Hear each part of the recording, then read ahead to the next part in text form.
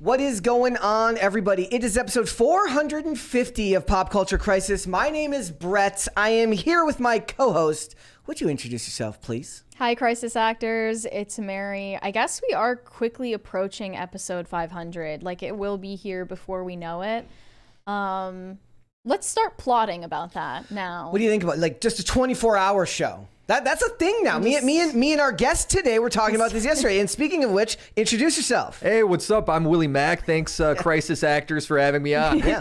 And yesterday, me and you were talking about it because we were talking about streaming, and we were talking about, like, there's just people that go and they do 24-hour live streams now. I think those are the people blowing up. Yeah. You run the subathon and you just slowly go mad over it. Oh. And then when you peak, that's when you get arrested and thrown in the loony bin, like Fousey Tube. Like Fousey Tube, yeah. Is his subathon still going, or like when did it cut off? I wish it was still going. It was just like... it got to like 50 days maybe. Yeah, and it was just him in the loony bin. No, he was 60 days in, I think.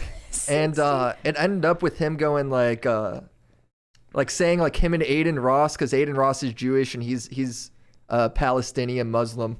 It ended a little with him personal. being like him and Aiden Ross were going to end the Palestinian-Israeli crisis. So yeah, they were going to do great things until you end up getting arrested. You know, we loved covering the airport bar scandal. That was a rough clip. Look, it was bad. Old Brett, extremely addicted Brett would have loved 24-hour subathons back in the day. Would you have loved airport bars? I would have loved, yes, that too. But it would have been great. We got a bunch of stuff to talk about today, ladies and gentlemen. Aquaman 2 released their first trailer finally after everyone asked for days ahead of time. They're like, where the hell is that trailer? When the hell is that trailer coming out? There's no marketing for it. Hey, Squidward, are you finished with those errands? Exactly. There was no trailer. Everybody's on strike. When the hell is this movie coming out? Well, they released a trailer, and there was somebody who was very conspicuous in her almost entirely absence, lack of a presence, and that's Amber Heard, who showed up for all of 3 short scenes, 2 of which are so far away it was probably a body double. And once those scenes came out, people quickly said, we are boycotting this film because DC is garbage right now. So we're going to talk about that. We're going to talk about Andrew Tate, whose new app was banned on Google. It's like his replacement for Hustlers University. Banned on the Google Play Store. It's called The Real World. The Real World, which would be cooler if he bought the rights to the reality show, The Real World, and made... Well, he was on Big Brother, right? So he should buy the rights to that and Road Rules and make them one show and like really appeal to the nostalgia of he should just go on Love Island and not give any of the chicks any attention because they're not high value enough. He's going to go find the women from MILF Manor and hire them to work for his OnlyFans. So we're going to talk about that. We're going to talk about Jojo Siwa, who is being dragged on the internet right now for defending Colleen Ballinger. You know her as Miranda Sings, otherwise known as Creepy Email to Children Lady, and Creepy Carrie. What was it? What did the instrument? Was her instrument? The ukulele? Her ukulele apology video. Yeah, well, I just remember like Jojo Siwa was one of the first subjects that we covered on this show when I arrived, and the good old days. It was like one of those things that you would have never like chosen to cover, Brett. Like you covered it because I got here, and then I think it's because she wasn't invited to the Kids or Teen Choice Awards or something for Nickelodeon one year. Poor baby. And then she said, "Oh, it's because I came out as gay, isn't it?" Because she's like, you're being homophobic. Yeah, as if that's actually going to be the reason why they that's who we're dealing with right now. So we're going to talk about that. We are also going to talk about Sopranos star Drea De Matteo, who she started an OnlyFans because, according to her, her agent dropped her and she can't get work in Hollywood anymore because of her status, her opinions on vax mandates. She's got a very funny quote I can't wait to read about her talking about Fauci. It's great. We're gonna get into it. I'm sure everyone will have a lot to say about everything today. Also, we're gonna try during the start of the show, before we jump right in, we're gonna discuss a Haunting in Venice, which we did go and see last night. It is the most recent Hercule Poirot adaptation, the Agatha Christie adaptation from Kenneth Branagh. Third in the series. They did Murder on the Orient Express in 2017. They did Death on the Nile, which was originally, I believe, supposed to come out in 2019, but ended up coming out in 2021 because of COVID mandates. We went and saw Haunting in Venice last night. We're going to talk about it. We got a bunch of other stuff to get into. So if all of you are ready, we will get right into it. I almost said you ladies because it's not, or hey, guys. I'm still here. No, but I'll go by any pronouns. It's a thing, right? Like you can say like you guys, but you can't say ladies because that's just it's not. It's because of sexism. Exactly. Brett. So, Mary, are you ready to get right into it? I'm ready. Willie, are you ready? I'm ready. Let's load up. Let's go ahead and do this. All right. First things first, I have an announcement that might make some of you happy. I have no idea. Lucasfilm upgrades the Star Wars Lando spinoff from Disney Plus series to feature-length film. It's the latest shakeup from the studio in their ever-confusing slate of constantly shifting Star Wars projects. That is true. One thing that, for the most part, Marvel does better, though maybe not as much anymore, is like when they set their slate of stuff, they tend to stick to it, whereas Star Wars does not seem to do that. Brett, I just sent you a clip of a girl ranting about what has become of Star Wars, and I feel like it really needs to be shared in this moment. Okay, we'll watch it. Okay. Also, guys, before we watch this, ladies and gentlemen, hit the like button on this video and subscribe to this channel if you have not done so already. Remember, all super chats $20 and over. We will interrupt the discussion. We will read them right then and there. Mary's laughing at my reaction to that. We will read them right then and there, and then we will get right back on discussion. So just a heads up, guys. Also, share these videos with your friends. We want more people to come in here, hang out during the live streams. Let's watch this video. I now 110% support Mary's sending of this clip. Let's watch this here. Star Wars fucking sucks right now. I fucking hate it. First of God, all, bro. why is there even an Ahsoka? I saw a little bit fucking screenshots of it. I haven't even seen it, and it looks like trash. It fucking looks like trash. Why is there a fucking I Luke get why this is Skywalker viral. there? Don't put the picture Fucking there. Mark Hamill from like when he was in Return of the Jedi. Now, don't do that. There is no fucking reason to watch any of the Star Wars past the first three. The prequels is just a Star Trek ripoff done poorly, okay? They're trying to do the whole political thing. No, not in Star Wars. Star Wars is not about politics. Even the sixth one is ruined by the CGI that they added. And the Ewoks, first of all, the Ewoks make no practical sense. How are you going to destroy the Empire using rocks and sticks? They have guns. They have lasers. How the hell does the fucking Ewoks stop the Empire and destroy the second Death Star? Why the fuck is there a second Death Star? Don't you learn This is like from a the Reddit first rant. fucking movie where fucking Lucas destroys it so easily? Why are you making a second one? That's just a waste of resources. There is no reason to watch any of the fucking Star Wars shows. There's no reason. The only Star Wars you need to watch the first three and also the other comics that Disney disavowed once they started making the sequels.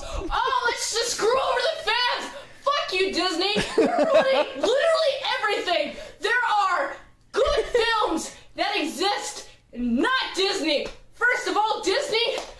How long does she Scarlett go? Johansson's I feel like she's tits Not much passed in out. longer. fucking Marvel movies. Right after they bought it. Oh, no more tits. All it's CGI. Let's get rid of the fucking tits. All it's making more family No, friendly. don't get rid of the tits. Fuck you. Fuck you. Iron Man and the other ones that she's in. Oh yeah, those are good because of all the jiggle tits. Now there's none of that. Ma'am, this is a McDonald's. I'm listening to her, even though I didn't understand a word. Ma'am, this is a Wendy's.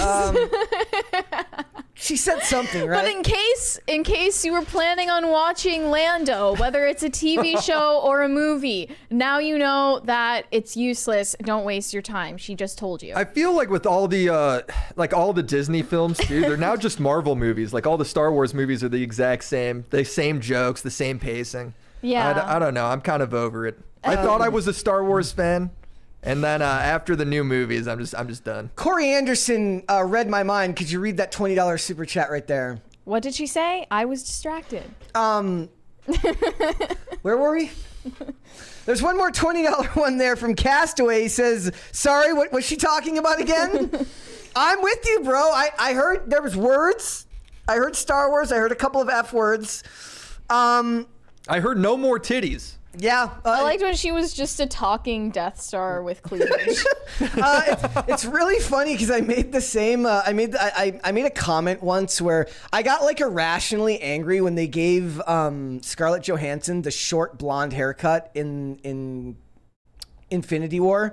It's not short, it's just here, and it looks like a wig, and it's really ugly looking. I'm like, why did they take the hot chick and make her look weird? She's still hot because she's like Scarlett Willy Johansson. Wonka hair? It's like this. It's about this long, and it's like a little bit. It's not quite as blonde as yours, but it was just. She always had the Karen hair. Scarlett Johansson. Not always. Yeah, and the Hulk was hitting on her with the Karen hair. But not all. I mean, there's a picture of her The other Black by Widow- Death Star titties. Yeah, the other Black Widow stuff, she had long hair. See, here. Let's go full screen again. Oh no, she's got another one. Long hair. Long hair. Then they chopped it. I now. didn't even Chopped notice it Scarlett here. was there. And no titties. Yeah. What the hell's this world They did her coming dirty. to? And here's the point. Disney wants to make it so that so that they can appeal to women. Well, this is from what I can very much tell, a woman, and she's not happy with it. And she's not happy with it. Debunked. So they're wrong. So yeah, they're saying the development came first in light of the controversy, in light of courtesy of Stephen Glover. That's the brother of Donald Glover. Nepo bro, right? So yeah, it'll be interesting to see. A lot of people consider him to be like the only good part of Solo. So well, whatever. Who cares? All right, guys. I mean, some people might like that. That's good. All right, guys. If you were wondering what was going on, Lauren Boebert has released her statement regarding her reaction to Beetlejuice, and she had one of her staffers release a list of etiquette in which you should take when you yourself go to the theater. If you decide to be a theater nerd and go there and see these people, but also there's a video. I just love how TMZ's on the case, and they have like high def video of her vaping. Yeah. Here's the video. Naughty Lauren. There's proof. There she is. She's looking deviously. Don't do it. Don't do it. He's like telling her, stop. It's like there's an old lady you're just breathing your smoke onto. I don't get it. What's happening here? So she went to a musical. She went to Beetlejuice the musical, and you're not allowed to vape in the theater. This congresswoman got kicked out because she was vaping and she was singing along to the songs, taking selfies, and laughing Vaping's lame. Pop a cigarette. If you're in there, let's no, just like this go is the my full take. distance. Yeah, like wait for intermission. But she got kicked out, and she said, "Don't you know I'm a congresswoman? You can't do this to me." As if they care. Yeah, as if they care. And then then one of the cast members made a TikTok responding. Let's watch it. Me, I'm Sean, and I'm in the national tour of Beetlejuice the musical. And this past Sunday, while we were playing at the Denver Performing Arts Center, something very interesting happened in the audience. This is Congresswoman Lauren Boebert, who represents the 3rd District of Colorado in the House of Representatives. She represents me as well. For those of you who don't know her, she's known for being a pretty far-right, pretty radical politician who opposes same-sex marriage, who opposes gun restrictions, who's a fervent Trump supporter, and she even... Does she actually not support same-sex marriage? Is that like... I don't know. I don't know. Has a restaurant called Shooter's Grill where all of the employees carry around firearms. Like, what's he implying with that? Now, on Sunday night, I do remember all the employees carry around are armed at that grill. Good. Somebody laughing very loudly and being very obnoxious. And I do remember a couple times where flash photography went off, which if you are a theater goer, you know that is a big no-no. But I do remember that happening. The thing is, that happens from time to time, and we don't usually think much of it. Come to find out, though, Miss Boebert was the one taking pictures that night.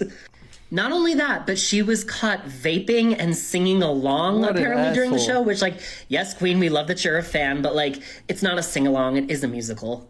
Now, I will say, this was handled in a very diplomatic way because we, as the company members, didn't even notice that she was escorted out. Like, to be honest, I didn't even realize that this had happened until reading the articles today. So it was dealt with very professionally, and there was not a big outburst that some might suggest. Except from her.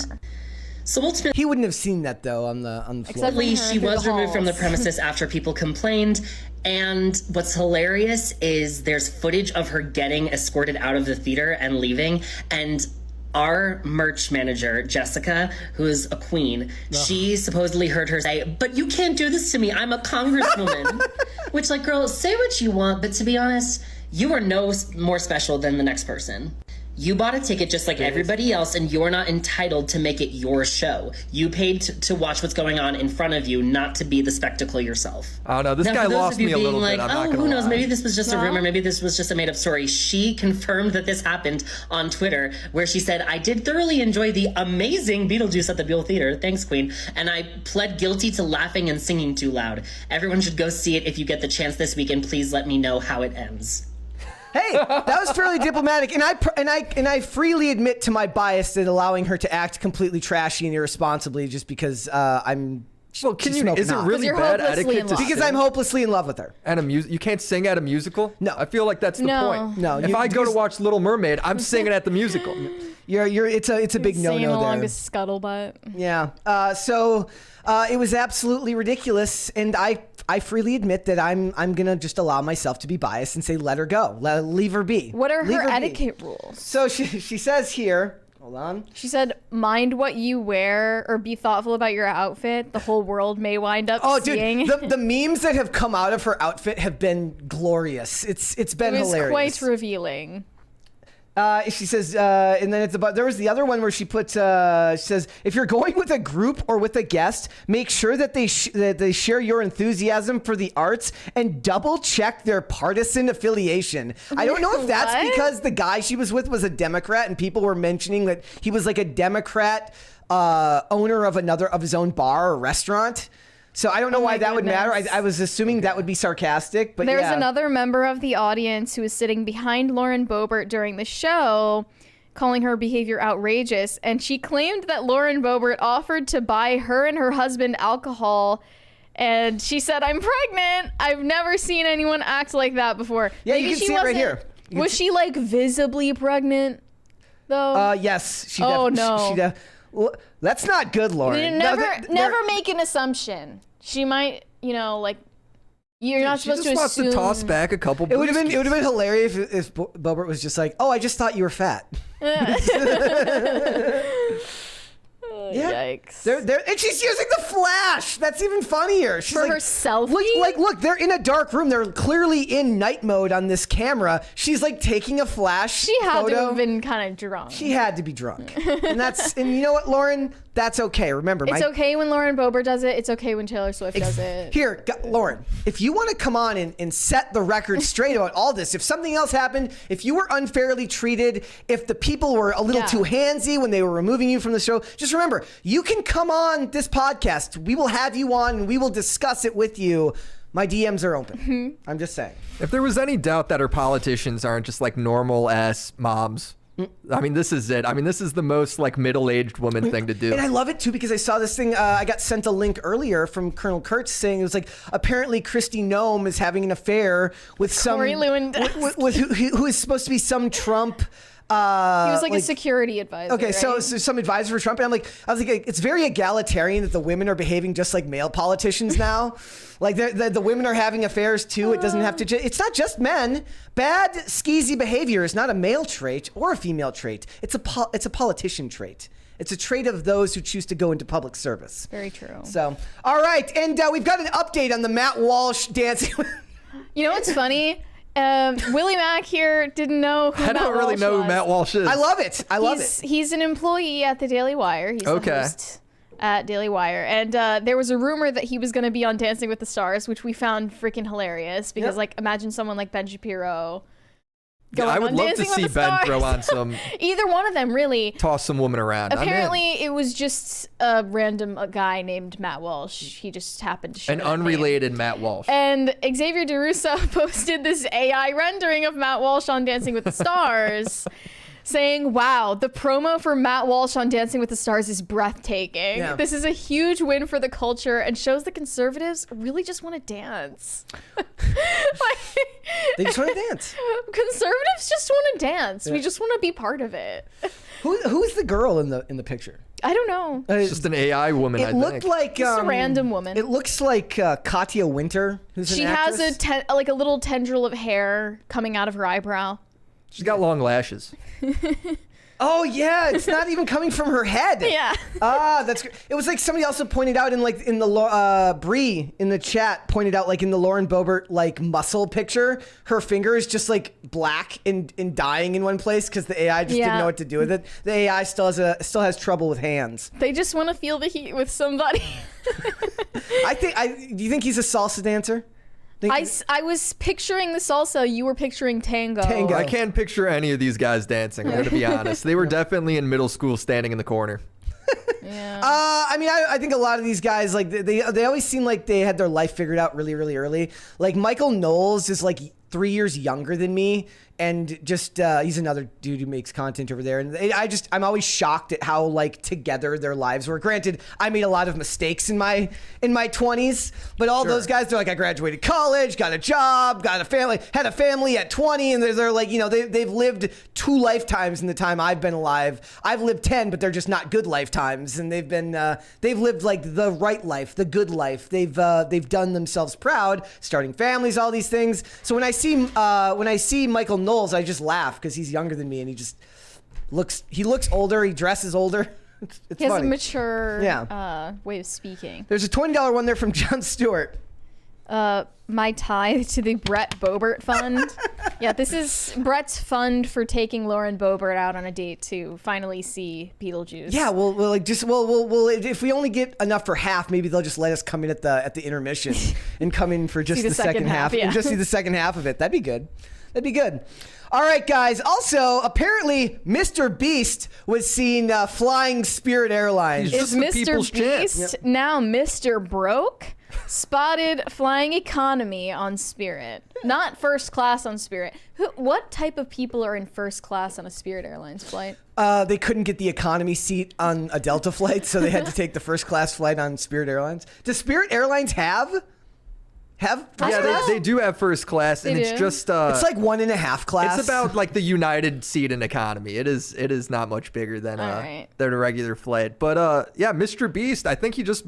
How does this happen? He just must be in a hurry and taking a cheap flight. It's not him. It's a Doesn't he look. have That looks PJ? like Mr. Beast. It's you a don't think so? Don't you think that Mr. Beast would be at the level where he has a private jet? I think he probably is, but I think with most people flying private jets, they're just renting out other people's. They don't.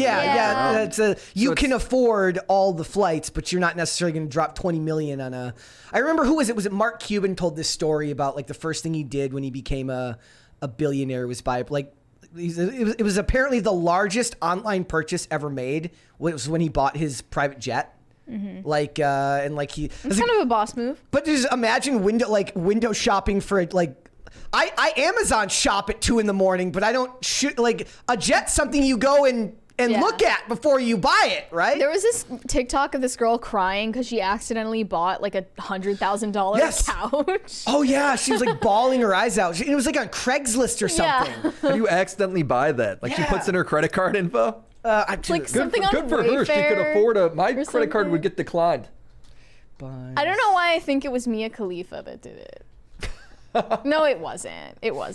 TikToker begs for help after buying $100,000 couch by mistake. I forgot about Wonder this. if she ever got her surely money just cancel back. that card.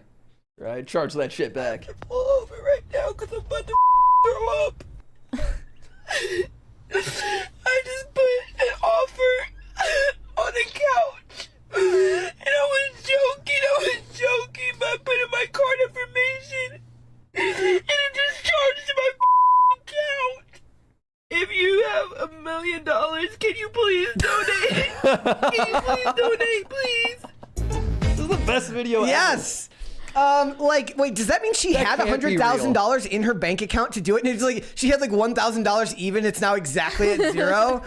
I don't know. Damn it, dude. That's got to be overdrafted by $100K. It's got to be. It's got to be. Fake. I think this picture's Jimmy. I do. I think that's Mr. Beast. Look at that Adam's apple. Who else has that? It definitely looks like him. Yeah. You think that's wearing the gray on gray astronaut suit? This is Jimmy. Could be. Never know. Maybe it's just a PR stunt. I just watched a video of his where like he like removes part of like a roller coaster and then launches the roller coaster car off the track into like a building. And he's basically turning his channel into what kids do with their action figures. just at a much larger scale. His channel's for adults great. to- Like every time I see it, like there's a video where he spent like a week just on a raft in the ocean. It's like, dude, how do you not watch that? Like, he's a spectacle, man. All of his videos. Brett, I just sent you his selfie with an Elon Musk lookalike. Oh, I love it. Elon Musk has great doppelgangers. The one who's on Instagram is great. I thought this guy was that Elon him? Musk, but as I got closer, I realized he wasn't, and I was too deep on the picture to back out. That's awesome. That's funny. That's great. All right. And I've got some bad news for people. This is an absolutely ridiculous. Oh, no. Let's do this first. So Kai Cenat and I Show Speed, or in other words, I Show Meat, they've been gifted a content house by the Rumble CEO, but won't live in it. The Rumble CEO just made a big mistake.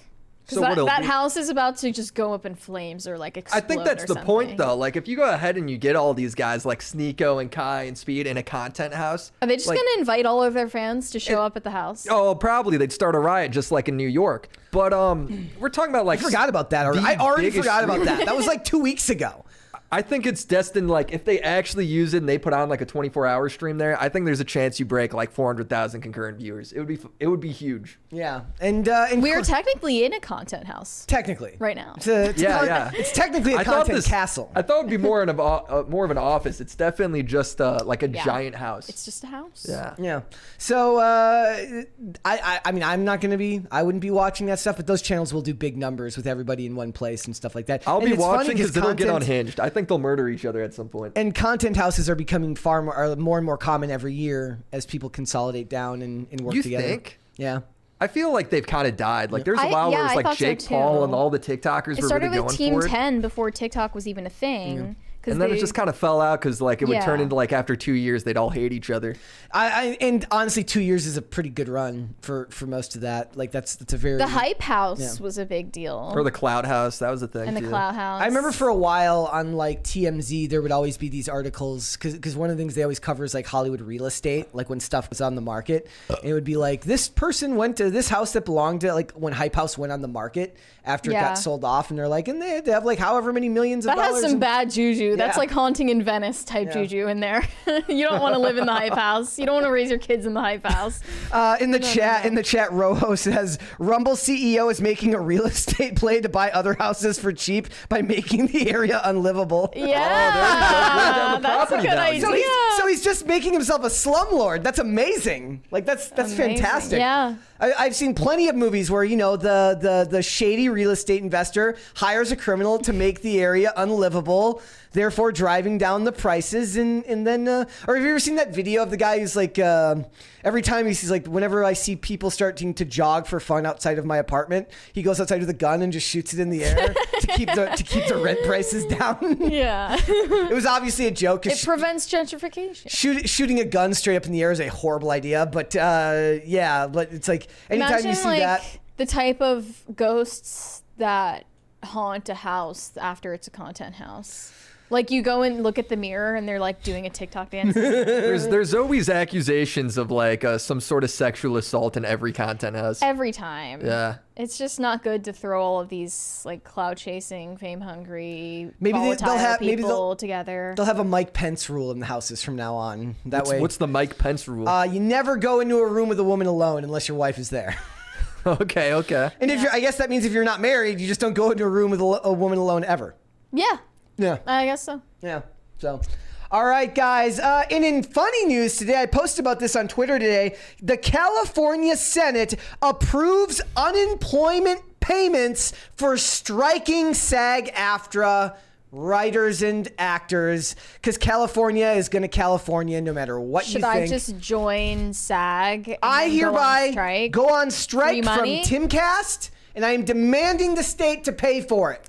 That's actually I crazy, kind of though. sympathize with the writers and the strike Tell for us why. sure. Because how it worked, from what I understand, just from my limited understanding of talking to some of the people that are on strike, is they used to get royalties whenever these movies or TV shows would air on television or Yes. from DVD sales or anything. Well, a lot of media now is digital, so it's going through these streaming services, so they aren't actually getting paid the same amount of money. So the idea is Because just there's no that- ads on them.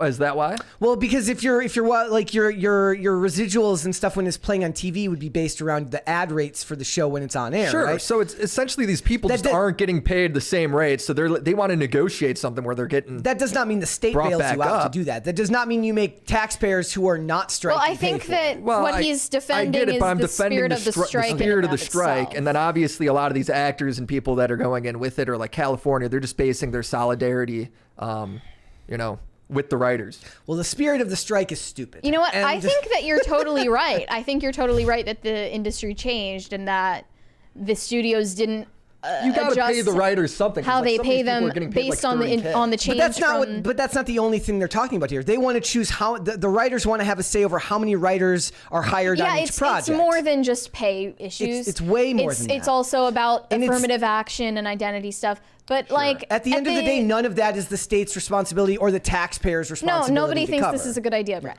But like, I agree with everything you said there. But at the same time, if all of their shows that they're writing are really bad and a lot of them are really you're just saying that I don't like the media, therefore they shouldn't get paid. Well, the producer's the one that's hiring and approving everything they're writing. The shows are legitimately not as good and are providing less value to the studios. They're losing money. Mm-hmm. The movies that they write and the shows that they're writing, they're losing money on the whole. But they want to get paid If you want good writers, you have to pay them more. You have to pay them more. The good ones do keep working. Yeah, the good ones are still working right now. The good ones do keep working. The problem here is that they did not. This is not Hollywood putting them out of work. This is them putting themselves out of work because they don't feel like they're going on strike because they don't feel like they're getting paid enough. And when you look at what some of these people were being paid, it was very little money, especially for living in California. All of the people, all of the taxpayers who go to work and don't like their jobs but have to go to work anyways because it's their job to do it, are now paying through their taxes for these people to complain about how much money they're making. Yeah, if you want to get on the state, for supporting them with taxpayer money through unemployment, I kind of get that, right? I think that's a whole nother conversation where there's a lot of, where I see the sympathy there. But I'm saying I sympathize with the writers from, you had this really good job that was paying XYZ amount. The media changes, and then kind of through like a loophole, you're now getting cucked out of your paycheck because it's now gone digital. That's their agent's job. That's their lawyer's job. We can blame it on whoever you want, but now it's gotten to the point where they feel like they got to take action into their own hands and then go on strike, which I respect. If you're a bunch of workers and you want to take action to your own hands with this way by literally shutting down Hollywood and going on a strike, I respect that. I think more power to you. I have no problem with them going on strike. I have a problem with some dude who has a job that he hates, who goes every day, pays his taxes, goes home, takes his meager earnings that he gets to keep because California taxes at such a high rate to pay for the food for his family, is now using his tax money is being used to subsidize this. Brett, nobody thinks that this is a great idea. Yeah. Nobody thinks that this is a great idea. We're talking about the strike in and of itself. Yeah, I feel like we're talking past each other a little bit. I have no problem with the strike, and I hope that it continues. I hope it goes on as long as because you just hate all these movies. Yes. So this is this is what the guy said. He says, let's inject a modicum of stability into the conversation, Portantino, a Democrat, said on the Senate floor on Thursday. When somebody goes on strike, it's not a romantic thing. It's hard enough to go through it. Senator Brian Dahl, a Republican, argued that the bill would essentially require businesses that pay into the unemployment system to subsidize labor actions. This is the most crazy thing I've ever seen, he said. This is a labor dispute, not an unemployment dispute. This is a horrible bill. The opponents have argued that the unemployment is designed for workers who lose their jobs, not those who are withholding their labor as a bargaining strategy. The chamber has suggested that the bill may conflict with federal law, which requires the claimants are able to work, available to work, and actively seeking work. Right now, they're not actively seeking work. They're purposely withholding work from these people because they want 20 writers to a writer's room, all of which have to reach a certain number of demographics from various affinity groups. I don't have any sympathy for the writers or Hollywood because they're such they tend to be so awful to to the audience most of the time. And I think that I feel like that's not a fair argument. Your argument is I don't think they write good movies, therefore they shouldn't get paid. But when they were getting paid to write the same shitty movies before. With your contracts, it's your job as an independent contractor to hire an agent who will work viciously in your favor to get you the contract you feel you deserve. And if the market doesn't allow for that now, then that's an imbalance between the studios and the writers.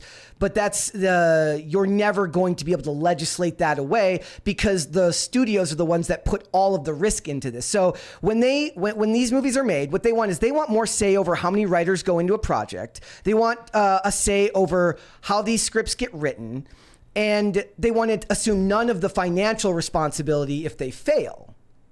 And that's a problem to me. I have no love lost for the studios either. I mean, do writers get paid more if the movie does well? Yes, I mean, isn't every movie designed in a way, though, where, they're kind of avoiding... they're avoiding saying they make profit. Like almost every movie, from what I understand, likes to say that they barely made or it was a slight loss. For tax reasons, right? It depends on the type of movie, right? So if we're talking like a big budget motion picture, you can brag about how much that movie made, and that's how you get a sequel greenlit, right? So you say, look, this movie made this much money, therefore it's very good.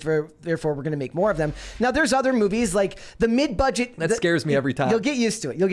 The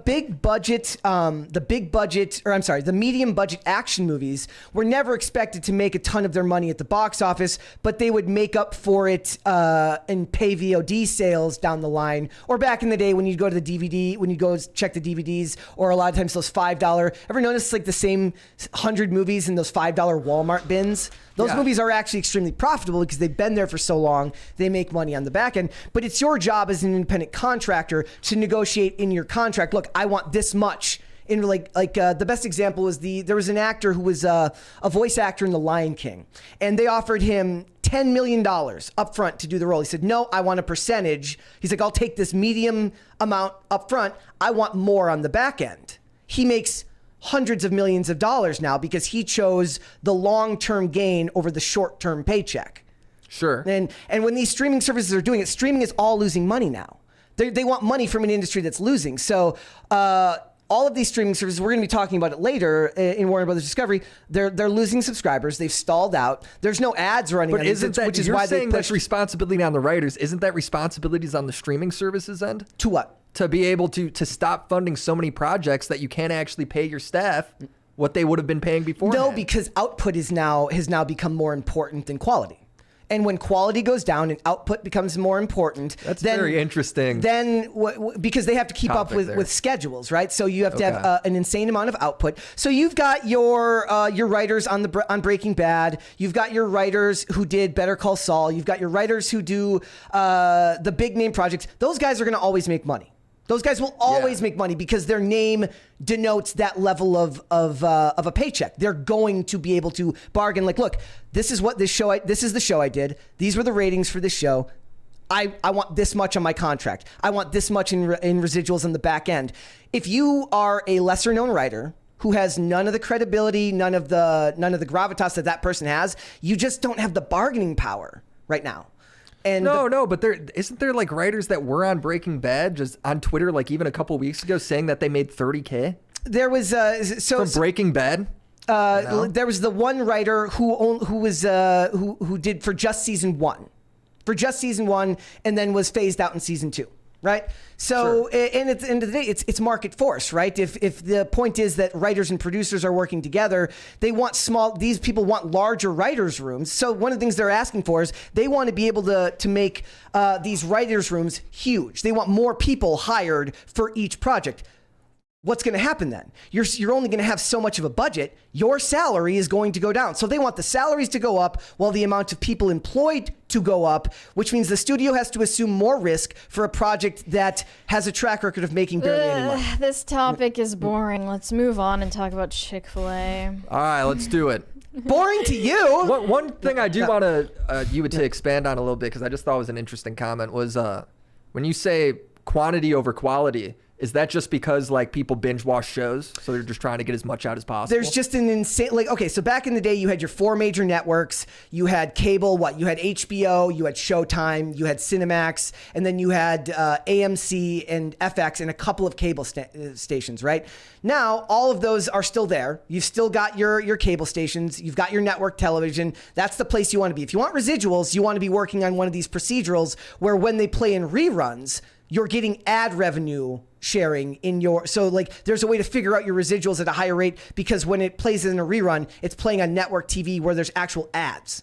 Yeah, right? yeah. What is the point of a residual on a streaming service? Would you get a residual if you rented a movie from someone? I don't know. No, I guess not. So like when you talk that, then yeah, it doesn't actually make sense. The business model has changed and it's going to price out everyone, but the studios are taking the loss right now because they're making insane amounts of content. COVID meant that they all tried to muscle up and like double their output because everyone was stuck at home and watching stuff. And now everybody has dispersed. The streaming services have all stalled out. The subscriber counts are at the peak of where they're going to be. The growth isn't there. Disney's already plateauing. You said Warner Brothers Discovery is like has the largest cancel rate out of any of them. So they're losing money.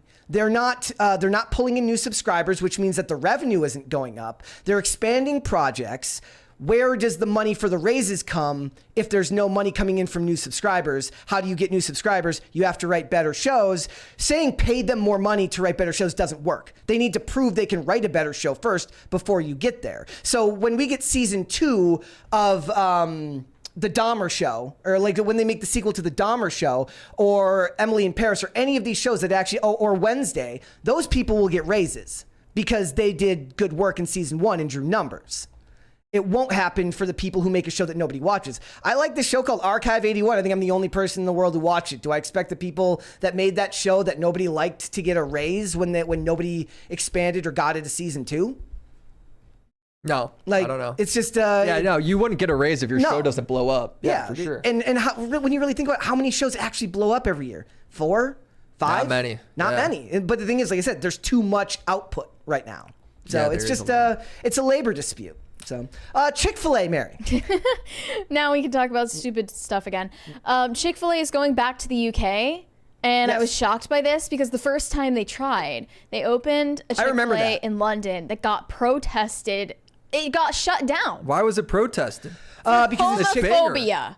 Because it's Chick-fil-A. Right. Yeah, their owner. They were like, Chick-fil-A is homophobic, mate. Get out of my country. They just have such terrible food in the UK. I figured they'd be dying. Right? For like, aren't you desperate? One piece of good chicken. Wait, when what was that? 2020 or 2021? I don't remember. That was like right after George Floyd, and like the whole world. But it was about homophobia. But I thought it was before that. But we were in like a really touchy time in the culture. Yeah. Let me look this up and find out. Yeah. Look, even my gay friends, they look aside when it comes to Chick-fil-A. All right? Clock off. UK's only Chick-fil-A outlet to shut down in LGBT rights row. That's crazy considering, like, you think like Chick-fil-A in Los Angeles, I could see that getting shut down. No, they don't care. No. They don't care. Americans don't care. As long as the food is good, we'll buy it. We like fast food. If we it's might fried, feel bad about it. we're gonna put down all of our morals if it's a good fried chicken sandwich. Like Chick-fil-A? Oh, dude, Chick-fil-A's banger. That sweet, sweet taste of homophobia in your chicken. Have you ever seen that Chick-fil-A sauce? Did you ever see the? Okay, there's been a couple of great skits. There's one of a guy who like he goes and buys Chick-fil-A on Saturday, and it's him like selling chicken nuggets in like little baggies on a Sunday outside of Chick-fil-A. He puts them in dime bags at a markup. And then the other one is this great one of like Trevor Wallace, where he shows up to. It's like he's like every Sunday, and he shows up to Chick-fil-A, and like people are just there to yell and make fun of him for not knowing that it's closed. And it's like the guy, they're like, you freaking loser. He's like, I'm sorry. I don't want to go to McDonald's. But this picture looks like it was made by AI. Yes, it does. Doesn't it? Yeah, there's something about it. I didn't know the Brits were so woke. For lack of a better term, as much as I hate that term, that's pretty crazy, right? Well, didn't they cancel KSI for saying what is not known as a slur in the United States? What did KSI say? Packy. Was it? It was the word packy, which is not known as It's Like a that's slur? that's not a slur here in the U.S., but I guess in the UK that like basically is referred to like any Indian-looking person. Well, but they say see you next Tuesday all the time. They also say F. Yeah, What is happening? it's a crisis party. Thank you. Thank you, guys. Thank you guys. Let's get to 2. Whoosh, whoosh. They say the see you next Tuesday all the time. Yeah, and bundle of sticks and all of that. Yeah. They have Bundle rude of language. sticks. What is that? We're not saying that one. You can't say those ones. We're keeping the show family I friendly. have my headphones Yes. on, which Yeah. means I am in show mode, which means I am not going to break YouTube TOS get it. mode. Okay. All right, guys. Let's hold off on the rest. We'll come back. We're going to talk about a haunting in Venice. The face you didn't get to see Mary make just then is because she's about as excited. That's Mary's face for a haunting in Venice. And I'm going to be perfectly honest. We went last night. I fell asleep for about 15 minutes. Brett hated the movie. I He could have slept through too. half of it. I could have slept too. I really could have. It's just not. Nothing in the theaters is any good. I mean, it's not bad, which is more offensive to me. You didn't make me feel strongly about it.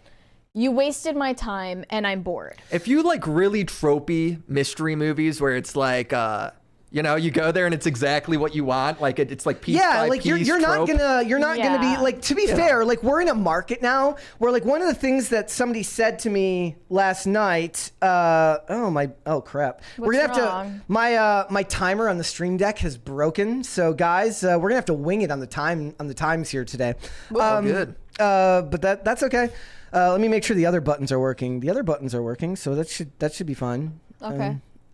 Yeah, sorry about that. I like that it's kind of a campy film, but it's also one of those where you've seen it a million times. You've seen this movie 10 other times. Yeah. It's also like kind of autistically predictable. Like people who like having all the gritty details explained to them. I guess that's the point of like a murder mystery drama. yeah. But yeah, no, the Hallmark whole movie point. of So movie but mysteries. also the trailer made it seem a lot more horror than Yeah. it actually was. It didn't have jump scares really. It didn't have it had sound scares. That was what he pointed actual out. Yeah. suspense really. I will say that there was a point where like I was actually felt one of the things I felt the most let down by was basically the whole movie takes place in this house. And the cinematography felt like it left much to be desired. It's beautifully done. It's Hollywood. It looks great, but it feels like when the house is supposed to be a character in and of itself, it didn't stand out nearly enough for how much they talked about the house being haunted. The house was this, house was that. They did a good job showing Alicia's bedroom. That part Yes. where they go into her bedroom shows like the magnificence of it, and the rest of it, it just looks like it could have been a set. Exactly. So one thing Was somebody it a set? I imagine most of it's Yeah. sets. Yeah. So somebody asked me, they go like, oh, another movie updated for modern audiences. I said, no, this movie's not woke. It's There's not, nothing as really much as I hate that term, about it. it's not politically correct. It's just a movie. It's just, there was nothing like that in this film. Because somebody pointed out that they shoehorned a like lesbian relationship into Death on the Nile that was never in the books. And people were just like, oh, why is that in there? It's clearly done because Hollywood has an agenda Okay. to do that. There's none of that. There's no political correctness or even anything ultimately offensive about this movie. But also It's- nothing memorable. Yeah, it's It's a very safe movie. the score was unbelievably uninspired and average. There was some It good. probably didn't help that Next Door, The Nun 2 Yeah. was. It was just Oh, it was constant just a screaming movie. I thought somebody was screaming like, and like I thought somebody was shooting up the theater for a minute. Yeah. It was screaming crazy. the entire time, which is like, what kind of horror movie just has like jump scares literally the entire movie? Yeah, it was a bloody murder. It sounded like a torture in the scene. background while we're trying And to they're like enjoy the quiet scenes. Yeah, they're like having like a whispering moment where they're Yeah. trying to listen to like a little girl in the background that like singing that's running through the house. Yeah. And no, just next door is just just like, constant screaming. But yeah, so like Tina Fey was inoffensive, but not all that impressive in her role. I thought she was gonna I try to thought, swing like- for the fences. She was fine. The little boy that played Leopold He was good. and I didn't really understand by the end if he's supposed to be like, did he actually love his father, or Yes. was he just a sociopath? Because he doesn't really seem to be He's the most mature he didn't- 10-year-old boy ever. Yeah, He didn't seem to be torn up at all, really, about his dad. He was, I think he was just emotionally distant. just push those feelings deep down. He'll be fine. He's stoic. He's going to grow up to be one of the stoics, right? Just keep shoving them down. I would have the actress who played Rowena was great. She's Beth Dutton from Yellowstone, but she has a very, very magnetic face that I thought worked really, really well. I think that. Okay, what time period is this supposed to be the in? 1940s. 1945, like just It after just- the war. I don't know if I'm like taking a wrong guess here, but they've got to stop casting people with very obvious face injections and lip injections in movies. historical Yeah. period pieces, because her upper lip was just distracting I know. me to no end. Michelle, 'Cause she like doesn't have a Cupid's bow, and then the rest of it is like, I don't know. It's like shaped like an 8. I thought that the guy who played Maxime, the ex-boyfriend, I thought he did great. I thought he was good. Also, the guy who plays his bodyguard, who was the bad guy in John Wick 2, I enjoyed him and Tina Fey together. What about- and Jamie Dornan as Leopold's dad? What about Michelle Yeoh? I would like to see more of her. I wish they hadn't. I wish they hadn't turned her into the plot device that they turned her into at that point in the movie. I thought they could have done more with her character. The other thing is like one of the plot points of this, and guys, since I haven't given an update in this movie, it's just after the war. It's after World War II, right? And in this, basically, Hercule Poirot is retired. And he's lost his confidence. He's lost his vigor for solving crimes as the world's greatest detective. And Tina Fey, who was the authoress, is it Ariadne? Arian? How did you pronounce her name? Like Wait, it's what? her. They called her the authoress, but the character's name even is remember. Ariadne, which is not a name I've ever heard before. But she's the author who made Hercule Poirot into a folk hero in his younger years through her mystery novels. She comes to get him out of his rut by taking him to this seance to solve a murder mystery. Yeah. Well, yeah. I mean, to she a takes him murder there scene. she takes him there to prove that the seance is a hoax, right? But instead, she set it up to try and trick him so that she can be returned to her former glory because her books are no longer selling well. And I feel like they missed an opportunity to make her into more of a villain than Me just like an uber capitalist who's just there to like take him down for the sake of her own benefit. And also, I don't feel like one of the things that they did is at the beginning of the movie, when Poirot leaves his home, he's being chased by the guy. He's being followed by the guy who wants him to work on his case. It's supposed to show you that he's like lost faith in his profession, that he doesn't really have any interest to do what he was so good at before. And at the end of the movie, after he solves this case, this idea is that he's been restored. Suddenly his confidence is back. His desire to solve crimes is back. I don't feel like they actually showed enough of his self-doubt to make that plot actually feel like it paid off. Yeah, at in the end. beginning, it just felt like he was on permanent vacation. Yeah. He was perfectly at peace with his life. I would have liked to, even though I did like the actress, Kelly Riley, who played Rowena Drake, I think they missed an opportunity to cast Gillian Anderson in that role. I think she would have been perfect for that role, especially given her character in the last season of Hannibal. And then also there was some good work done with some disorienting camera angles, close-ups of people's faces and stuff like that to keep you on edge, to keep you kind of emotionally off kilter. There's a couple like upside down camera things that like walk people. Yeah. I thought it was kind of cool. But also it was like it was basically they were doing like wide angle lenses close up above a person's head that were done really, really well to disorient you from the situation. But the one thing it was missing with the house is I felt like it lacked a sense of geography. Now, what I would have liked, because so much about stories like this where he has to solve a crime has to do with where people were at a specific time in a specific room because of the time the crime happens, right? Without a strong sense of geography of how the building is laid out, it's harder for you to kind of figure out in your mind as he's telling you how things happened. Like, I feel like a better sense of geography of the building would have made his explanation at the end, which is the whole reason you go to a movie about Poirot nowadays, is for the great payoff where he explains everything to everyone, where he breaks down the crime and explains who did what when, right? If I had had a better like mental image of the house, I feel like him explaining, you were in this room at this time, you were in this room at this time. I would also like it if they could find a way when they do these stories, and they made the same mistake in Glass Onion, where I don't want to have to see the flashbacks. Yeah. They have to. I understand that it's a trope of the, genre. The flashbacks? I understand that it's a trope of the genre, but I feel like a lot of times it used to be done where it's done to supplement the story. Now it's done because they don't make it memorable enough for you to remember what happened. Mm-hmm. So the whole flashback to Maxime tasting the honey and being like, I can't place it. Yeah. Like, I got it. I got that. Thank you. This guy eats so much honey. He He knows knows whether that. it comes Yeah, from like, a wildflower or is not. he I was some like, kind of honey expert how much honey now? are these people eating? And I will say that, look, this is the third of the Kenneth Branagh, Agatha Christie adaptations. They've all been kind of like, what was your description earlier? They're aggressively average, right? They're very, very predictable. They don't take a lot of risks.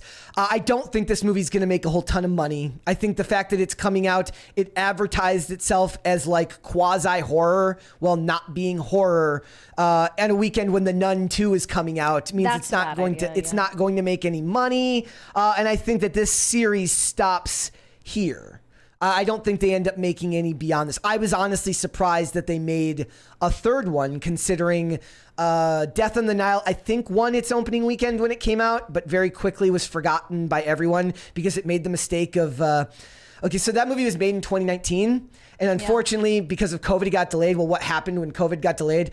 All the Armie Hammer stuff came out. Yes. And Armie Hammer was like the focus of the movie. They had an Amber Heard on their hands. Yeah, they had to Yeah. re-edit the trailer, get rid of as much of Armie Hammer as possible. Suddenly a guy who would be like second or third billing, like it might have been like Kenneth Branagh, Gal Gadot, and then Armie Hammer right in like your top three main credits, then maybe Emma Mackey, all these other stars. He's like thrown in at the bottom with like half the text size as everyone else because they don't want to be associated with the cannibal who, spoiler alert, ends up being the killer at the end of Death on the Nile. So they take their big star and they end up losing out on it. I think this franchise has, in fact, lost its luster, if it in fact ever had any to begin with. Murder on the Orient Express was good. The other two, not so much.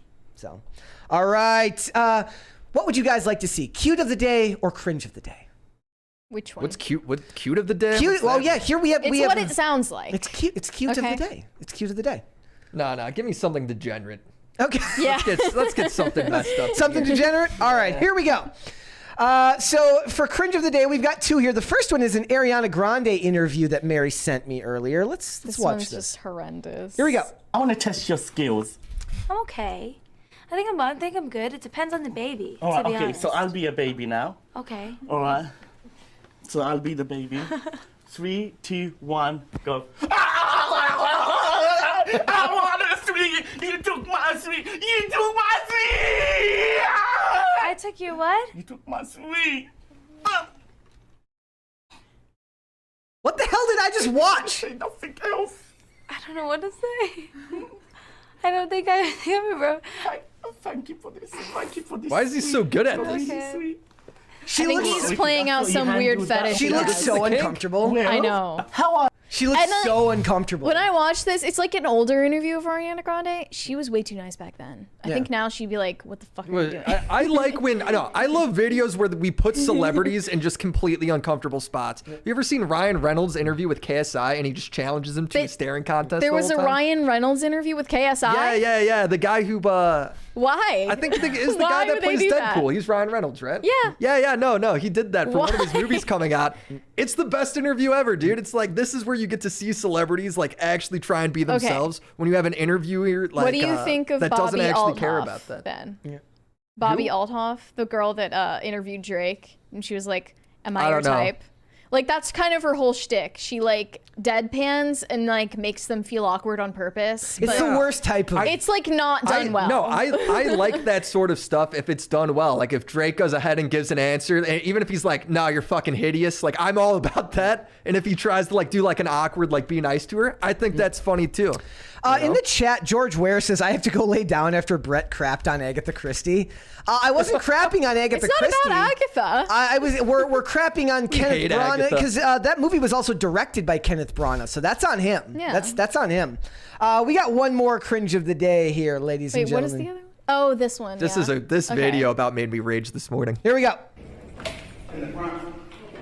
Hey, love, how are you? Why is she just filming her tits? Can you please not talk about when I switch up my hair? I know, but like as a black person, to me it feels like a microaggression. I deal with it all the time at work, and you can make that face. I know.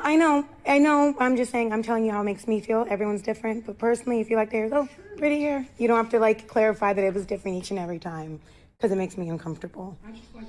I know this. I'm not looking for any excuses. It's just, it makes me uncomfortable. I hate this woman. Who walks around recording themselves, waiting to get in a confrontation? Recording in the first place? Well, it's probably because this lady She was trying to waiting for the compliment her. lady to compliment her. Yeah, right. Dude, I think so many people go through an entire day without getting any compliment. And then you get one from a random stranger and you're going to turn it into like a thing against her. A rage video. Yeah, you're going to turn it into like a TikTok, race thing against her. I can't stand that, man. Yeah. You know? Yeah, and using the word microaggression in real life, that's a bold move. I love it. No. Yeah, like that was. It's also like you said, like plenty of people go their whole life, lifetimes without When was the getting last time somebody complimented your hair, Brett? that Do you have hair? You've been wearing a hat. 2 days ago. literally 2 days. 2 days ago. The women love his blonde hair. Yes, that is They true. love it. Did it feel like a microaggression? A little bit? You could be honest. This is Just a safe admit space. it. Just admit that you felt aggressed. No, I love it. I love it. I love that shit. No, it's. You love when ladies at the at the dentist compliment my hair. It's dental hygienists compliment your hair. They're the happiest people on earth. To this day, I will stand. There's no happier group of people than female dental hygienists. They are the happiest people on earth. They don't know that the housing market is crashing. No. They don't know. They don't care. I was having this conversation with this lady. She's like, yeah, me and my fiance, we were like looking to buy a house. And I was like, we should get a starter home. He's like, the cheapest starter home I could find was like $400,000.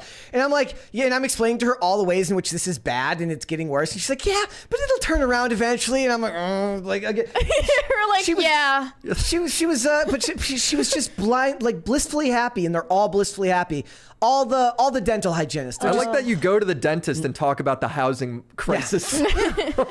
She brought up the housing market. Okay. Not me. I don't look like somebody who knows about the housing market, but it was just funny because it was the way she said it with such optimism. Because I'm surrounded all day by people who are talking about the boomers ruined the housing market. Everything's bad because the boomers ruined. I'm never gonna own a home. I'm gonna die a renter. And this lady's over here like, but we'll work it out. We'll figure it out eventually. I'll get a house. I love it. So you're saying if you want to be a happy, optimistic person, go into dental hygiene. Yes. That's the tip for today. There's something about it. It was, or maybe if you're just I don't born know, that way, you end up being a dental hygienist anyway. And then think about you record an interaction with like that, and then you post it to TikTok thinking people are going to support you. Yep. I hope people microaggression against her all day. I'm sure a lot of people on TikTok did end up I think I might her. microaggression her. Go ahead. Yeah. See what happens. On Twitter right now. Yep. All right. Now we will diffuse this situation with cute of the day. We've got cute of the day. So cute of the day here, Willie, is when people we have fans of the show, and if you are a fan of the show, if you're a friend of the show, submit your pets to at Pop That Culture. is not cute of the day. That is not cute of the day.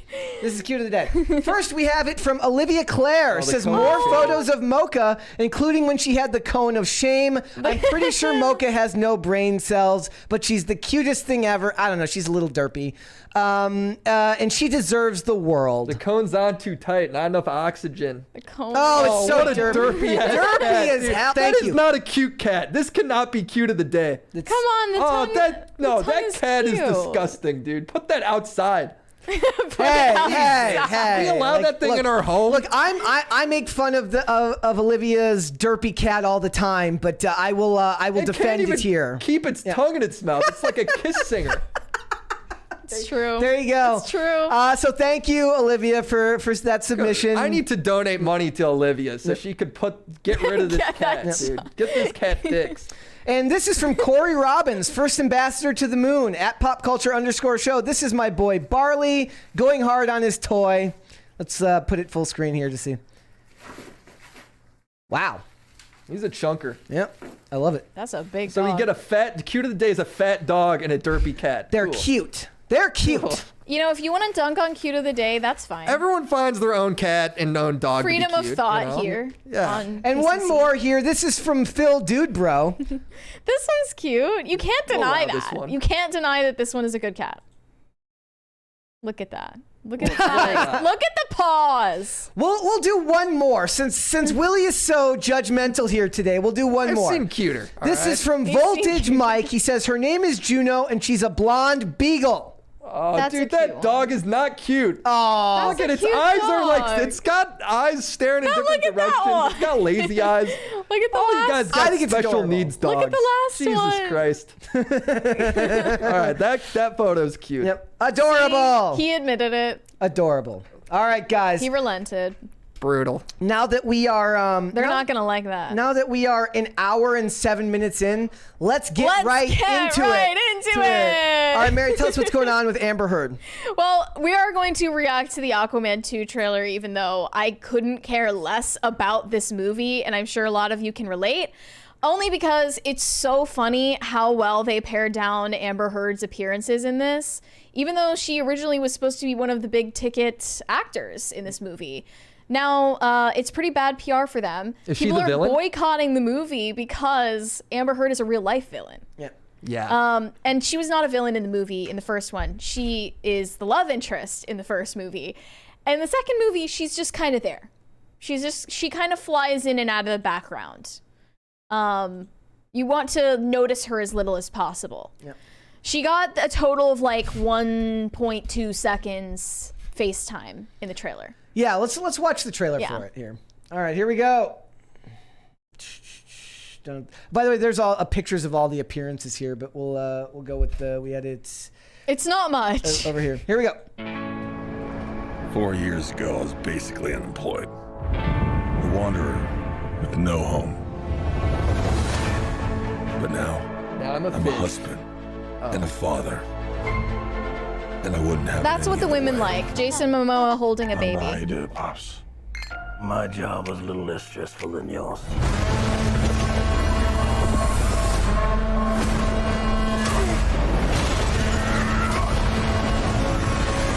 Oh yeah, I finally got a job.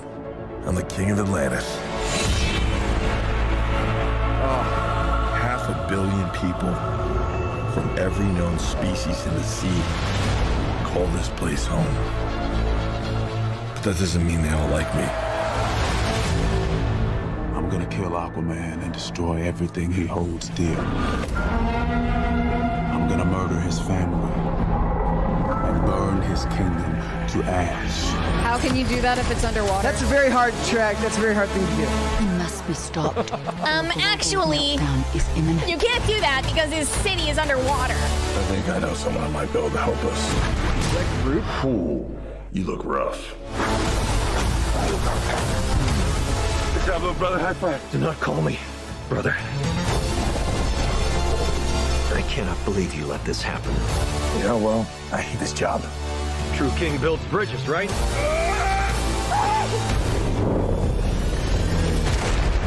True king builds bridges. We need to find Manta. He's different now. He's stronger than before. So much underwater. Well, it's Aquaman. It's Aquaman, so. There were 7 kingdoms. The trident was a curse upon them all. The Trident's dark magic is spreading. He means to end the bloodline.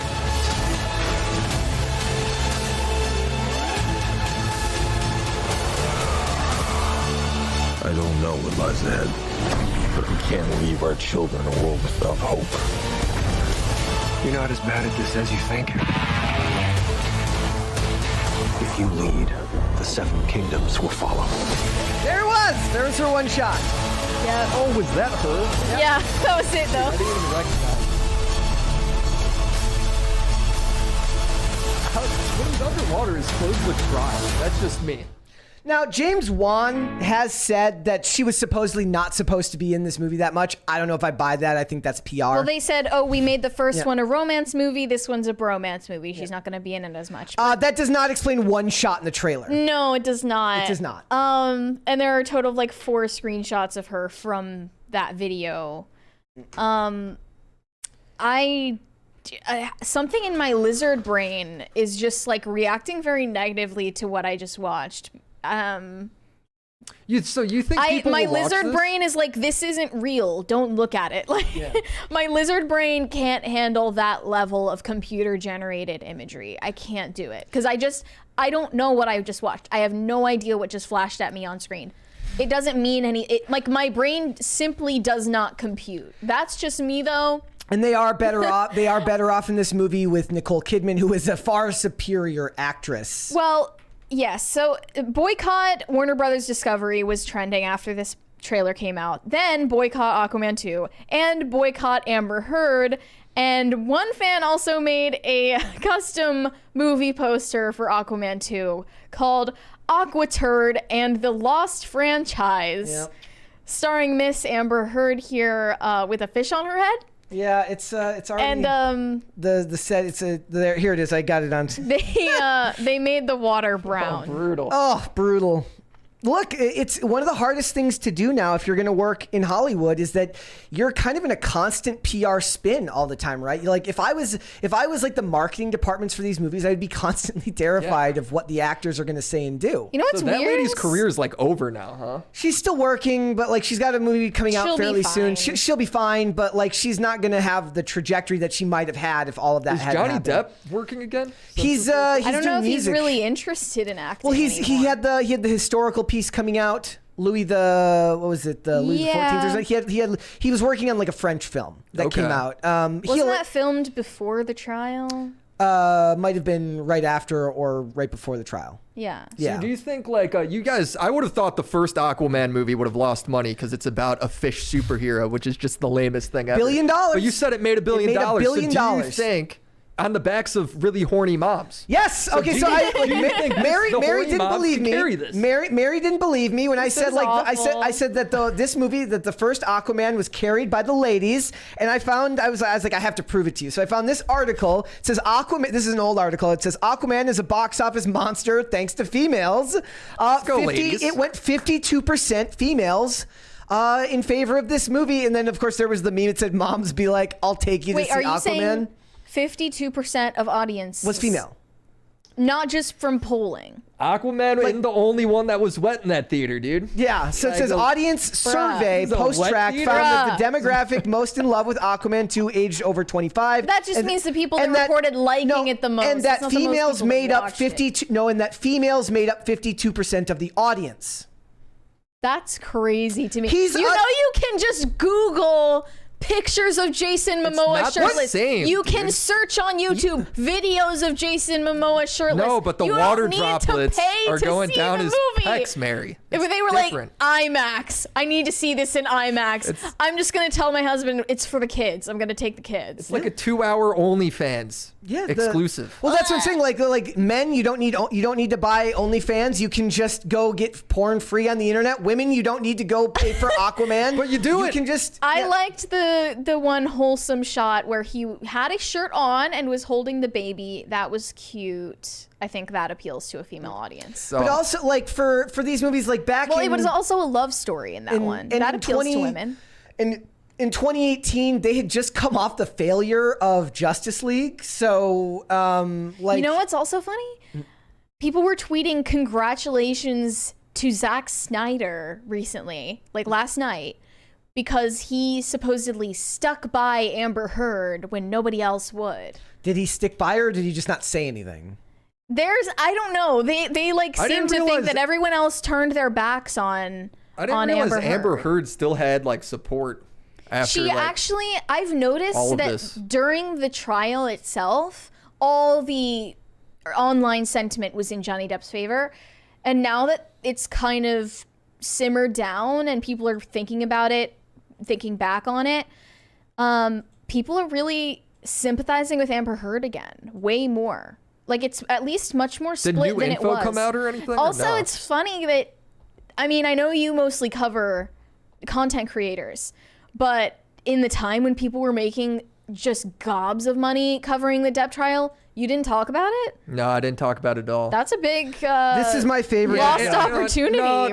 Well, Did you consider it? It's probably a lost opportunity in terms of views, but if I'm, if I'm not interested in the topic, yeah, I'm just not going to do it. You know, I'm still doing, YouTube is been my main job now for the past couple of years, but I have to be motivated by the topic itself.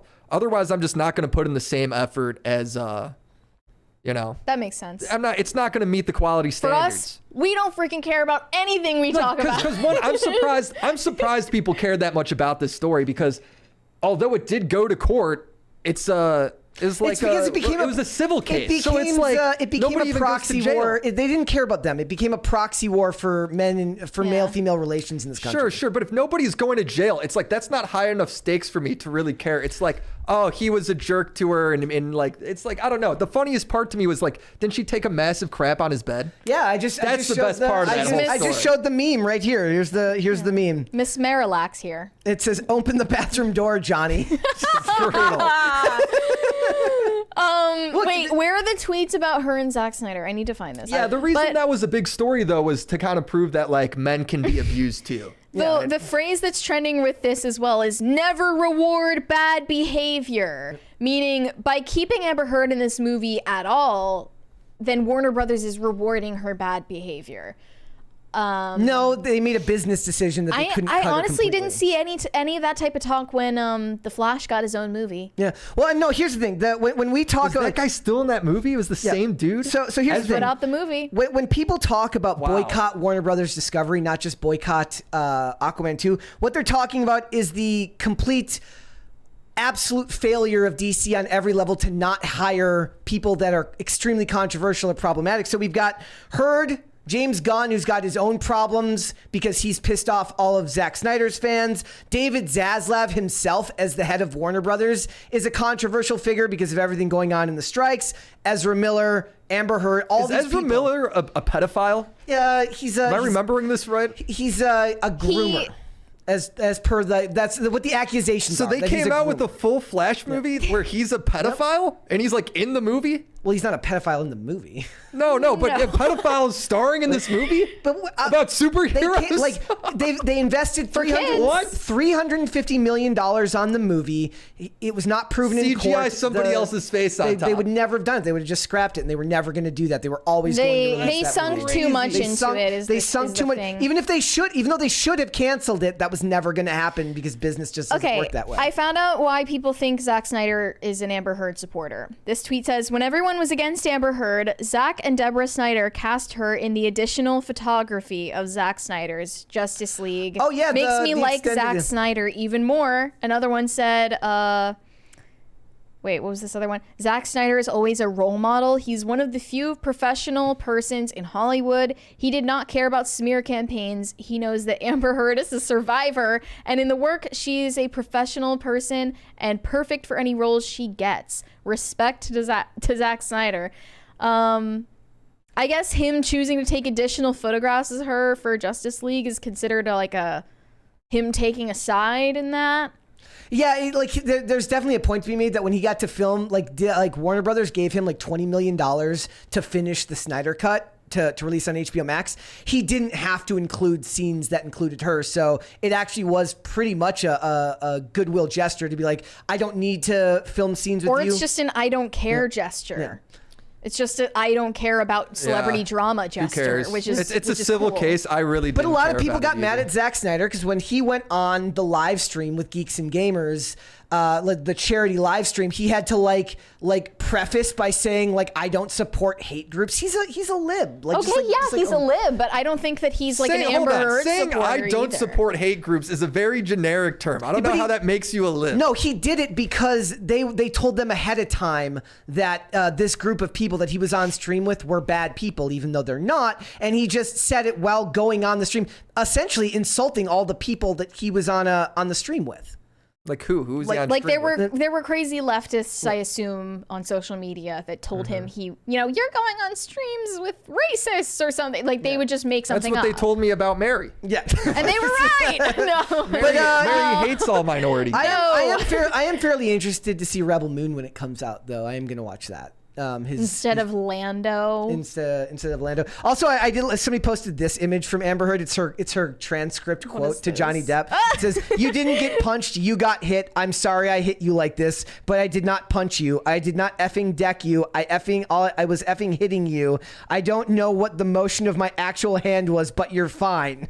Like she's a bad person. She's a bad person. Are there people, like a significant amount of people, that are not going to watch Aquaman 2 simply because she's in it, though? I don't think so. I don't think the average person knows. This is an online movement. I don't know, because actually, no. Let me. Comic nerds are back. strong, and I feel like they're on the internet. Let me walk that back, because the Amber Heard and Johnny Depp thing is about as mainstream as an internet gripe can get. So like that, we're not talking about the Ezra Miller thing, which the average person just didn't know about. You had to be people memory hold it. You had to be kind of online to know what was going on with Ezra Miller. But everyone who cared at all, like a shred, about Johnny Depp versus Amber Heard, they memory hold it. Yeah. For a long time now, so I don't think they care anymore.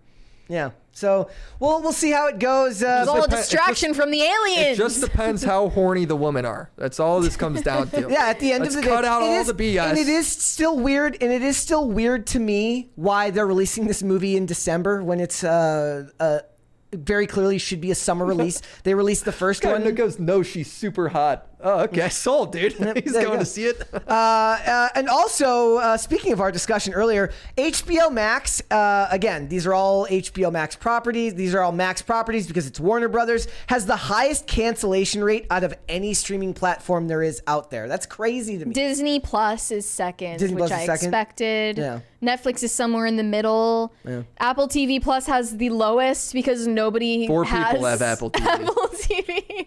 So that looks good for them. I get it. There are too many streaming services. It's like it's like paying for cable all over again. Yeah, we've ended up right back where we were before. You would end up paying like hundreds of dollars if you actually paid for all of them. Yeah. Well, it's like Would you not? And it's crazy. You were right. Like the price on Hulu went up to like $18 now. That's like actually like robbery. Yeah. Yeah. It kind of is. YouTube.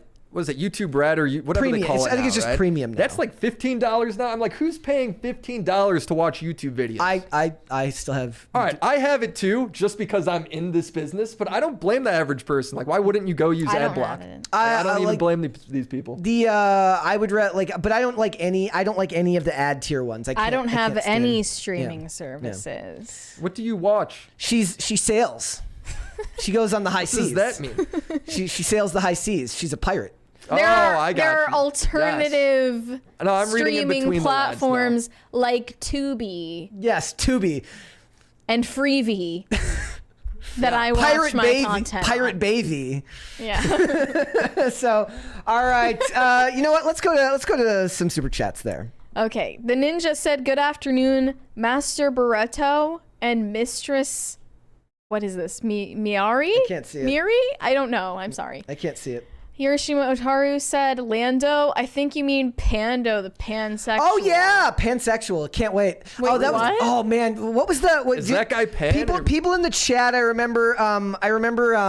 They were talking to Billy D. Williams, who made some comment about pansexuality, and then he got like labeled as pansexual. What was his comment? Let me look it up. He was like, I can see the appeal in pans. Like pans are kind of attractive.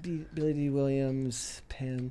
I have to. I got to remember what it was. Billy D. Williams says he's.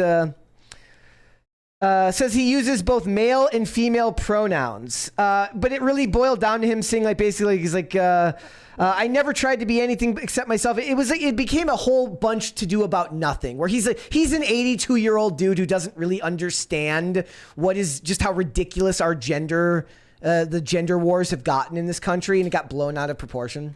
Okay. Bucky Ducky said, Ewoks have the strength of Wookiees. Go ahead, find a helmet that will save you from a Wookiee throwing a rock at you. We should just get that lady on the show. The lady where doing she'll the Star just Wars scream the entire time. Cleavage lady should come on the show. She has a name. Yeah. It's Cleavage Girl. No, according to Leonardo DiCaprio. I am not reading that. Marco sent $2 without a message. Thank you. And then read Corey Anderson, then we'll move on. Corey Anderson said, wait, pause the show. I need to bookmark a tweet. Oh, dude. Hashtag My boobs man. floating in space. No space bras. There you go. All right, guys. Let's hold off on the rest, and we will come back when we're done. Mary, tell us what's going on with Andrew Tate. So Andrew Tate has this app called The Real World that just got banned off of the Google App Store because it's allegedly a pyramid scheme. And this sounds familiar based on the same thing my as- research into Hustlers University. Yeah, it's just the rebrand of Hustlers University. Now, Willie, you've done a lot of videos about Andrew Tate. Andrew Tate. I've done a lot of videos critical. on There's a $20 one there from... oh, real quick. Let's read this Dango $20 Knight. super chat. Woo. He said... Wait, no, I don't see it here. Got so much He to says, clean question, did you guys see what Doja Cat had done with her latest music video? She clearly sold her soul. Look, I'm just, like, I get it, but I'm one of those people where, like, I just see it and I see try hard. I see try hard. I think that she is demonically influenced, but also is a cringe lord. She's mega cringe. Who wants to be edgy at the same time. But continue what you were saying about, like, what compelled you to, like, start making content about Andrew Tate? Like, that's how I found you. Yeah. Essentially, like, I thought those videos were the only concise, informative things I could find about him on the entire internet. Like, literally, I tried so hard to figure out anything true and verifiable about Andrew Tate and all the controversy. I found nothing from mainstream media outlets. And from YouTubers, it's just a whole ass mess because everyone is partisan about him. So the problem with Andrew Tate is when, I was kind of in the same boat where I thought, okay, maybe this guy's got a bunch of false accusations against him. And then I actually started to look into it. And my main, when looking up actual sources, much like you, Mary, all you run into is articles about how he's misogynistic and he's mean to women. And it's like all this stuff we've known about for 2 years. Time, right? It's every like, bad thing that he's said about women. Exactly. At this point in 2023, I really don't care if he's misogynistic or not. I get it. I'm like beyond the meme. Right. I understand that point. So all I started doing was going to Romanian news sources. And as it turns out, in Romania, they don't really care if you're misogynistic or not. Right. They're more writing articles like, yo, did this guy sex traffic a bunch of women? Is he actually teaching other people how to sex traffic women? And as it turns out, like, yeah, he is. There's all sorts of transcripts and, Docket is the Romanian FBI. You're like doing the stuff that is relatively easy and obvious. Yeah, it should be that obvious. The journalists are not really willing to do. And like, what is the state of the media if only independent YouTubers are actually putting in the work? Well, I think that's kind of the great part about, the internet is that the average person, you could have like an independent journalist, like actually take up a case and look into stuff and then get some traction. But, yeah, when it came to like right-leaning stuff like Tucker Carlson's interview, he was like completely unaware that he's even like being charged. I sensed that with the Candace. Yeah, Candace Owens was the same way as well. And then when you look at like the BBC, they're talking about how like, oh, him smoking a cigar is misogynistic. It's like shit that does not matter, right? Right. But what was cool is like right after I made my videos, the BBC actually did release an article citing the exact same sources I was using. They're like, oh, like covering the same thing. Look, this was all public on the internet. Yeah, like so. That's wild. Like that was available to everyone the whole time. Yeah, exactly. Now, when it comes to this real world app being banned and bringing it back to that topic, I think it is because he's just really bad press. I don't really think, I really don't think the courses on this app, which I've looked through and I've signed up for, and for like the $50 or whatever. Did you become a hustler? So I tried to become a hustler. It's just all like really like low end like internet scams, like what is it, drop shipping and stuff, like going into crypto and stuff like that, where it's like, unless you get in early, you're probably not going to make any money from it. I don't really think it's a pyramid scheme. They call it a pyramid scheme because there's a referral Here's code. one of the problems I have with what they said is, so a person started like a petition, which is, it's really funny. Somebody named Nathan Pope tried to get a petition going to get these apps banned, and it got 9,000 signatures, and that's just because they hate Andrew Tate. And says an illegal pyramid scheme. I'm like, you need to you have to prove that though. Like calling it an illegal pyramid scheme means that I need to know, like, was this proven in a court of law? And then also the quote was, this did bother me. Like, again, I have no strong opinions. I look at Andrew Tate as a media figure. He's somebody to laugh at, either because I saw this amazing video the other day. It's him interacting with Captain America. I'll send it to you. It's the funniest thing you'll ever see. There's some very good spoofs of him on YouTube. But it says, so first of all, it says, after they banned it off Google, and then they say Apple has been mysteriously silent about, they're not banning it, even though they've been approached by campaigners in Vice News. And make no mistake, when Vice News does this, they do this on purpose. This is a media tactic. They go like, oh, so you guys have this alt-right misogynistic man baby guy like who's hurting the next generation of men on your platform. How do you feel about that? Do you support man baby people who are ruining the next generation of men? And then they put the microphone in the face of Apple and say it's a smear tactic to get them to pull the app. But they say it exploits teens and channels them towards misogynistic ideology. That is not a reason to ban an app. I'm sorry. That is. I don't even really think making themselves sound like stodgy. And here's the thing with this app too. Like, I understand if he made an app for the War Room, which if you get into the War Room, there's like 3 of those guys have been straight up arrested and charged with trafficking women, and there's like a whole course in there that is being taught by Andrew Tate, Tristan Tate, and one other dude named Vlad Ubu, who's also been charged and arrested. It just sounds like not a real person. Teaching you, well, he's Romanian. Yes. They are people, and barely, but they're people.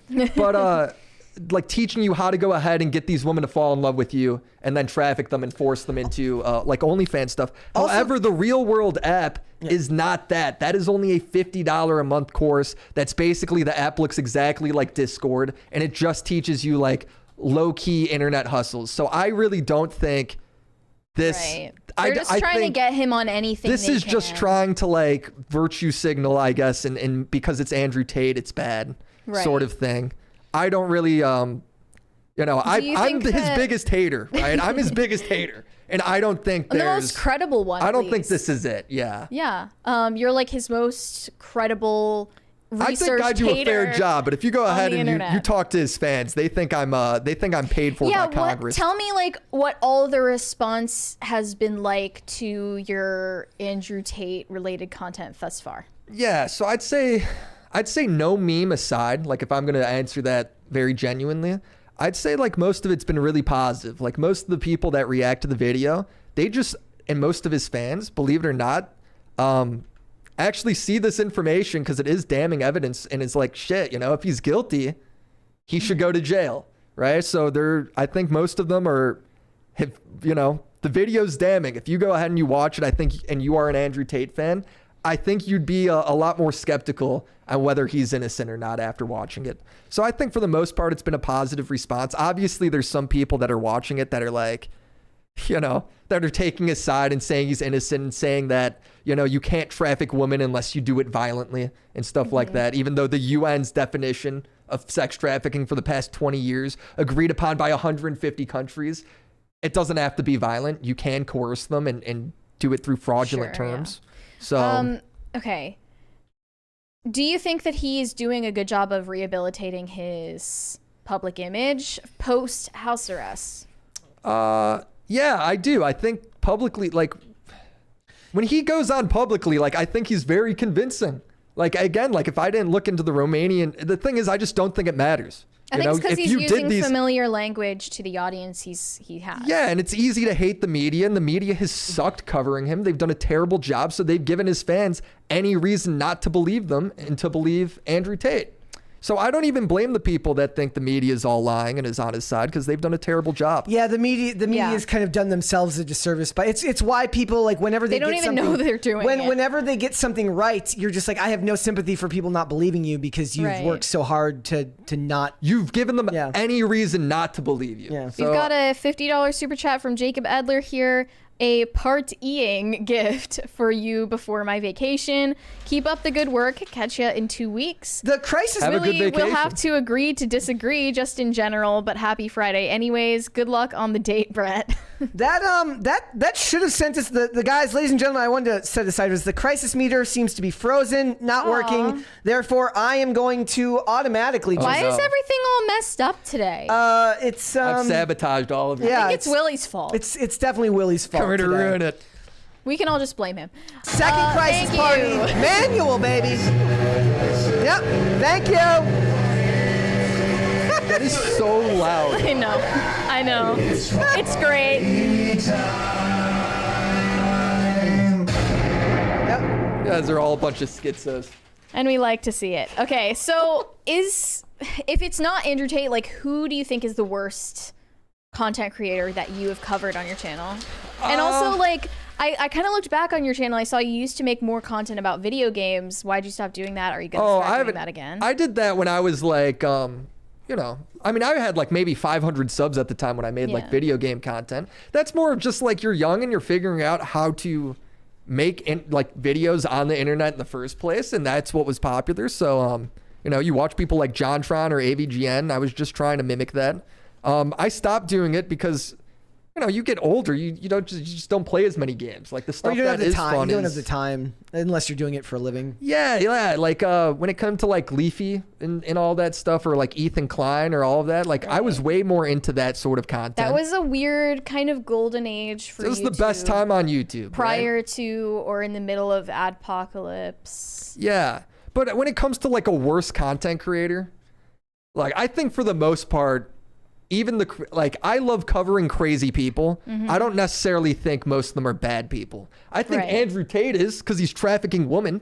I think he's like 100% guilty. I think he's a bad person. But when it comes to people like Sneeko or the Fresh and Fit guys, I think they got really silly opinions, and I love engaging with that and arguing that, because at the end of the day, it is kind of like low stakes, fun arguments, you know? Like, to me, it's like, I feel like I'm kind of just broken. Like, I don't look at I have no strong opinion on most of these people, because at the end of the day, if all you're seeing from them is an internet personality and articles from news sources that may be dubious at best, or dubious at worst, or like bad at worst, dubious for the most part at best, most of the time, right? Some people get it right once in a while, but you just don't have enough information to really form. Like, I don't have enough information to really vote or have a strong opinion on most of these things. I see an Andrew Tate as a media figure who makes content. I don't understand how you say it. There's a whole movement around that guy. He's not just a media figure. He's not just a guy that goes on and is like a friendly personality. Like that guy has like a whole cult following. I have no opinion of that. Guys, I just don't. I haven't been keeping a super close eye on the chat, but if any of you guys really strongly disagree with Willy about his take on Andrew Tate, if you care enough, then I do encourage you to watch his recent videos about him. I really do. Because they're really good. They're really well researched. Even if you still disagree with him by the end of watching those videos, which you're perfectly welcome to do, they're really well made. They're not unfair videos. I think they're pretty straight up, you know? The sources are right there. Because he's not like the lying journalists. He's not like the lying media. We're different. And now you're doing FouseyTube. So yeah, I want to kind of get back to basics. Back to the lighthearted stuff. Back where I'm kind of sort of I like crazy people. I want to talk about crazy people. I like that there's new platforms like Kick and Rumble that are just like every crazy psycho that gets banned. They're like, come over here. I'm like, thank God. More content for me to watch, more content That's for me why you're pro free speech, is because it means more crazy. Yes, like I don't want any of these people banned. Keep them here. They make me laugh, and I love laughing at them. So that's such a good point that I never thought about. Also, I really like engaging. Like, to me, this is all fun. Yeah. Like, the internet is fun. Dialogues are fun. People disagreeing is fun. Like, you know, there's been a bit of a dark cloud over the internet, I feel like, at least with the way I engage with it lately. Maybe I need to expand on that. Adopt more of your mindset about it. I think it's mostly because my algorithm is feeding me a lot of red pill type content, which is just like I thought you were the a red drudgery of. Well, I'm really not. You're like a trad pillar. I don't even know what pill. I'm chalky milk pilled. I like chalky milk. What is chalky milk pilled? It's just, you know, it's a lifestyle. God, let's move past it. But I think it's because my algorithm is feeding me doomer content on purpose, and I need to like engage with different content to get it to repair itself. But I like your mindset about it. It's just like the chaos is part of the joy of the internet. Chaos is and, the like, fun. Have you seen Crackhead Barney? No. I think you should talk about Crackhead Barney. Okay. As soon as possible. This is like a performance artist that lives in New York, and I don't even know what to say. You just need to see it for yourself. Yeah, because you could either watch content on the internet and get triggered and mad, or you could say, screw it, I'm making a video about this, and we're gonna turn this into like a saga. And I like the latter. Yeah. You know, I'm the Xbox shitlord days of like, all right, let's just turn this into a trash talking match. I'm in. All right. Well, it's hard within like. What do you think about the FouseyTube stuff? Do you think the guy's losing it a little bit? Oh well, I mean, Fousey's been manic before, right? If you guys ever remember the July 15th stuff. So July 15th was like I remember a few years ago. FouseyCon. Yeah, FouseyCon was July 15th, wasn't it? Oh, really? Yeah, where he went manic and he went ahead and he promised Drake would be there and he stalked Drake. Drake never showed up, but he like sold all these tickets based on that. There's something interesting to me about like now that we live in a culture now where you don't become famous just as an actor, where like back in the day, sure, like people might have been wondered who you were as an actor, like they loved your work, but you were still kind of a mystery to them. We live in the opposite of that culture now. Now you see people actually lose their minds because their entire personality has become their meal ticket, and you watch them kind of implode or in a lot of cases rise to the occasion in real time. It's cool to see someone find their niche, kind of develop a personality and become very successful. But then the contrary to that, the corollary is that there's the people who find it, but then because they've gotten so used to that model where you pay for a lot of you pay for like emotional honesty in those situations, right? Like maybe a lot of it's a production, but people can sniff fake from a mile away. So you have to be willing to make a fool of yourself online in a lot of these cases. And they allow themselves to, like, I would never. Yeah, there's no privacy. Like, exactly. I wouldn't put myself out there like that ever in that way. Like you have to be a specific type of person to be able to do that. It's a really interesting look at, first of all, what people will do for fame or what people will do to hold on to notoriety and indeed money in our culture now, because that's a way that people have found, a means to get it. So it's like they used to talk about how like everybody would have 15 minutes of fame. Or I watched this old video. I mentioned it before here. It's like it was somebody brought like a video camera to like a 2004 or 5 graduation, and everybody's kind of like camera averse when they see a camera pointed at them. That's not the world we live in anymore. Now it seems like 80% of the population leans in. I mean, and of course that could be algorithmically based on what I'm seeing, what content is feeding me, just like what the doomer content that's being fed to you is. It feels like we are more inclined to lean into it now, and there's no privacy. There was we talk a lot about how there doesn't want privacy. Yeah, and it's interesting to see it brings out the worst in people, and indeed a lot of the worst type of people can be the most successful in those realms because they have no qualms. Yeah, if you're somebody where you don't believe mental health and like that being a thing, watch FouseyTube. He'll change your mind. That dude, I have no doubt, is insane. YouTube, though. YouTube, I don't think YouTube drove him insane. I think he is like clinically. I think YouTube drove him insane. So ever since that airport incident, where if you want to give a recap on that, if you remember. Well, okay, sure. So he's at this airport bar. He meets this chick. The chick claims to have been a victim of a sex ring. Yeah. And, they talk a little bit. He sends her $300. They go to the airport bathroom. He comes back and claims that he joined the Mile High Club. Which is not true, because that's not the Mile High Club. The rest is history. And then he pays her like $1,000 more too. So he just basically turned her into a hooker. This woman who gave her sad trafficking story to him.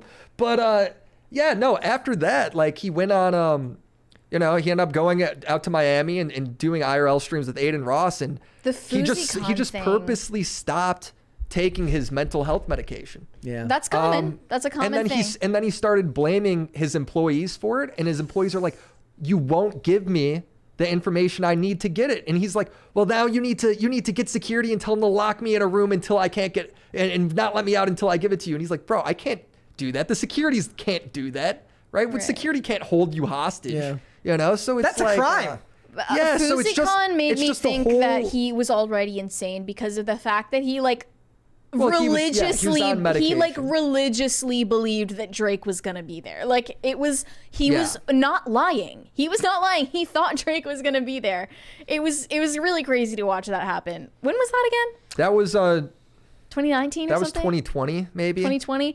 That was crazy. Okay, but we're spending a lot of time here. I want to talk about another crazy YouTuber named Colleen Ballinger. Colleen Ballinger recently, Love Colleen. we've already talked about this a few times before, but just to give you a recap, she rose to fame on YouTube during the OG YouTuber days, gained a mostly child audience with her alter ego Miranda Sings, and only recently has been called out by multiple former fans for grooming behaviors with her fan base. It was one of those things where when I first heard about it, I was like, I'm sure this is overblown. And then it was like the more it got messages worse. came out, I was like, the accusations got crazier and crazier. I mean, there was the fact that there was like sexual innuendo and sexually suggestive performances at her live shows, and also the fact that she's sending the nudes of another YouTuber who's a rival of hers so at the to her live underage shows, fans. At the live shows, if you're a parent and you're like taking your kid to that, I think it's on you to kind of know the humor of what you're taking her to. But when it comes to the messages, that's where I feel like that's all on her. And like, right. I don't understand all the how you're private doing stuff that the parents couldn't have known about, and they should have known, exactly. but they didn't. And you can't take back the past. And then Colleen made that cursed ukulele apology video. The one person who took it to heart was Jojo Siwa, who became friends with Colleen Ballinger when Colleen was in her 30s and she was 12. No. Jojo Siwa is one of the girls who was on TLC's Dance Moms. So you already know that this girl has been groomed by stage parents and executives since she was a child. So she really can't tell a forest for the trees. And she has defended Colleen Ballinger just a few days ago on Howie Mandel's podcast. Didn't even know that was a thing. And Howie Mandel has been nothing but critical of Miranda Sings. Like, he went on stream with H3. H3 made fun of her, and he was trying to coax her into being like, okay, but like, she did bad stuff, right? Like, you admit that she made a mistake, right? And Jojo C was just like, no, it's all based on lies. This is just cancel culture. It's gone too far. So let's play based on lies where the messages it's based are right on lies. there. It's literally just, it's based on lies because it's my friend. Yeah. Right? So play the drama alert video and we'll just like get a sense for how badly media trained this girl was. Here we go. This is the first time that I've talked about this, so I just want to make sure I say my exact piece that I want to say. The internet can take a lie and run so far with it. She smokes a pack of cigarettes a day. I know. That she's yelled on YouTube a lot. It's really messed up her voice. To the point where you just can't do anything about it. And I've had that happen to me. And I know Colleen very, very, very well. And I think the work that Colleen has done for the internet is incredible. I think her creativity What the hell is work for the Miranda internet? Sings is a character, is a comedian. She doesn't even know And I what she's think saying. that it's very hard to be a character where people are also looking at you as you're a real human behind that character. And I think being a comedian is very hard because you were able to do things years ago that She didn't say anything there. Was that it? She continued bloviating and just making zero sense. First, I want somebody to tell me what the hell doing work for the internet is. Like, did you make the internet a better place? I think maybe her point is that like what she's saying? You gave credibility to the idea that 'cause people she who got a start in the Netflix show, YouTube space can get Colleen. into mainstream media. Yeah. Which it's always turned out to be a mistake given the truth that we found out about her. Yeah. But this is very bizarre to me because there's such a thing as like, preparing questions before an interview and saying like, don't ask me about this, I don't want to talk about this, or like editing something out of an interview, or just like having a media trained response to something if you know that you're going to be asked about it. She clearly just did not have any thoughts on this other than blind loyalty. Well, she didn't really say anything at all. All she said was like going on about like Colleen's accomplishments, which Who mean, cares? if we're going to be I'm sure Harvey objective- Weinstein had a lot of accomplishments. I'm not saying she's as bad as Harvey Weinstein. Well, I'm yeah, just saying she's it not doesn't- Harvey doesn't Weinstein, matter. but like the same thing. It would be like if you asked my opinion on Harvey Weinstein, I just started talking about how great of a businessman he was, or whatever the hell he did. It would be kind of like why? Like talking about how great of a doing? painter Hitler was. Yeah, similar. So I think that this has a lot to do with the way that they became friends with Jojo was a child. And I don't think that friendship can be appropriate because you're either using this as a professional colleague, like you're earning clout off of making videos together when she was a kid. That doesn't seem really right. And it doesn't seem right to just be friends with a random 12-year-old when you're in your 30s either. Like that, there's just no justification to have a play date with a child when you're an adult. Sent Trisha Paytas' nudes too. Remember No. Drake texting Millie Bobby Brown? That's weird too. She sent Trisha Paytas' nudes to other, like the fans of hers, not JoJo. But she allegedly also had, like, in real life watch parties of Trisha Paytas' OnlyFans on her TV with her friends. Okay, that's so weird, dude. It's really weird. Yeah. But let's go ahead and play the video of when Miranda sings and Jojo Siwa did a collab. She's 13. Jojo is 13 in this video. Keep that in mind. Colleen Ballinger owes Jojo Siwa an apology. Who's this guy? Yeah, this guy doesn't need to be in the video. She hurts her Tukey permanently. You need to protect the Tukey. The Tukey's getting unprotected by this leotard. Is it Tukey All or right, vagine? so there you go. Yes. You have no more Tukey left. So I'm just now realizing your shirt says milk all over it. Do you not like You drink milk? Yes. You know that comes from a private part? Do you know that you drank milk when you were a kid? No, I did not. Well, you never And my did. mom tried to make me drink that, and I would be like, get away, pervert. I'm not drinking that out of your private. Whoa! How old are you? That's none of your business. You're never supposed to ask someone how old they are. How young are you? Thank you for asking. Alright, she has no age. Anyway, so I'm going to teach you how to twerk. Jojo was only That video was 13 titled years old at the Jojo time of this teaching video. Miranda how Based to on twerk. these videos, it could be argued such an and unfunny alleged video. that Colleen has been grooming Jojo since she was 13 I mean, years old. look, whether or I'm going to even call that younger. grooming or not. Stop! Jojo, stop! Don't look at her! Do not look at her that way! Fetus! She doesn't know what she's doing! She's a child! Don't do that, Jojo! Fetus. Jojo, Okay. you cannot do that! Why not? That will entice all the people! That's because you're wearing pants. Oh, what the Have you hell? ever taken the pants off and seen what's inside? In public, no. On the toilet, yes. And? In my own privacy, yes. And? This disgusting behavior needs to stop completely. So I got a question. When these shorts were coming out, or these TikToks, did just nobody care? It's only like now I mean, that nobody these cared messages when it came was out? posted to millions of people in like 2015 or whenever that was posted. Right. Nobody so, cared. I mean, I guess there is like... It was just like, oh, haha, funny. She's in character. It is she can pretty do anything in inappropriate, character. I guess. Yeah, there is a new like evil twist to it when you think she is messaging just like underage fans. This really weird shit, but It would have just like if I could be Colleen for a day, and like redo that apology video, like even if you don't feel sincere about it, like you haven't been sincere this whole time in your career, what's new? So just, say like, I have done a searching moral inventory of what my personal life and my career has looked like for the past decade or longer.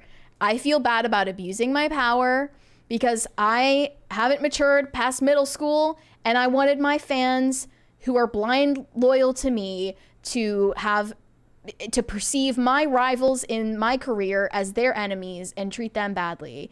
And I like talking shit behind a computer. I can't confront people in real life. Like, just admit what you did my wrong. advice is that, or make a better song. You know, we Make can a better ukulele bop. bop. What does it say about the culture when that apology was memed out into existence? Like when they took the ukulele apology and made remixes to it. So it's extremely, it's extremely serious subject matter. But the internet will do. Do I need to pull it up? But the internet will do what the internet will do, and then what happens is we take serious things and we make jokes out of it because that's what the culture is. I think that's peak internet, though. That's the what I'm best saying. part of Like the it's internet. like it's. This is the house remix. Oh man. I'm in.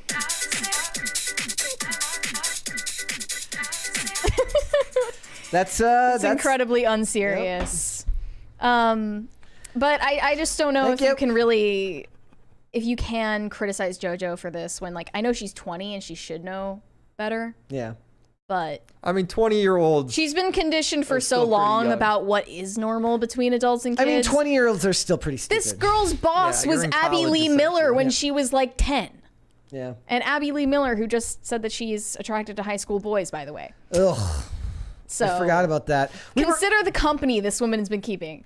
Yeah. It's not a good sign. And like I said, it's also weird too, because we talk a lot. I think me and Phil and you have talked about it on the show. Like what do they do about like regulation? Because like, you know, being like as anti-government as I tend to be, it's like, how do you regulate this stuff out of the internet? Because it's never going to happen, right? Like you can't stop these types of relationships from forming or bad things like this from happening online. Like very clearly, there were inappropriate things happening that, you know, if this was on the set of a movie, there used to be like an attempt to try and prevent these things from happening, even if it never actually worked in Hollywood. But there's no accountability for any of this. Look at what's happening with Ruby Frank. Yeah. And is it Frank or Frankie? I thought it was Frankie. Do you know Frankie? anything about this Ruby Frankie? The Frank family situation? YouTuber who's arrested on 6 counts of felony child. Is that the one that like tied up their kid in the back of their seat? Yeah, no, I didn't get into that. Like that was one of those I was dark thinking for the about type deep of diving, content that you're doing. That's really dark when you're talking about family channels where they're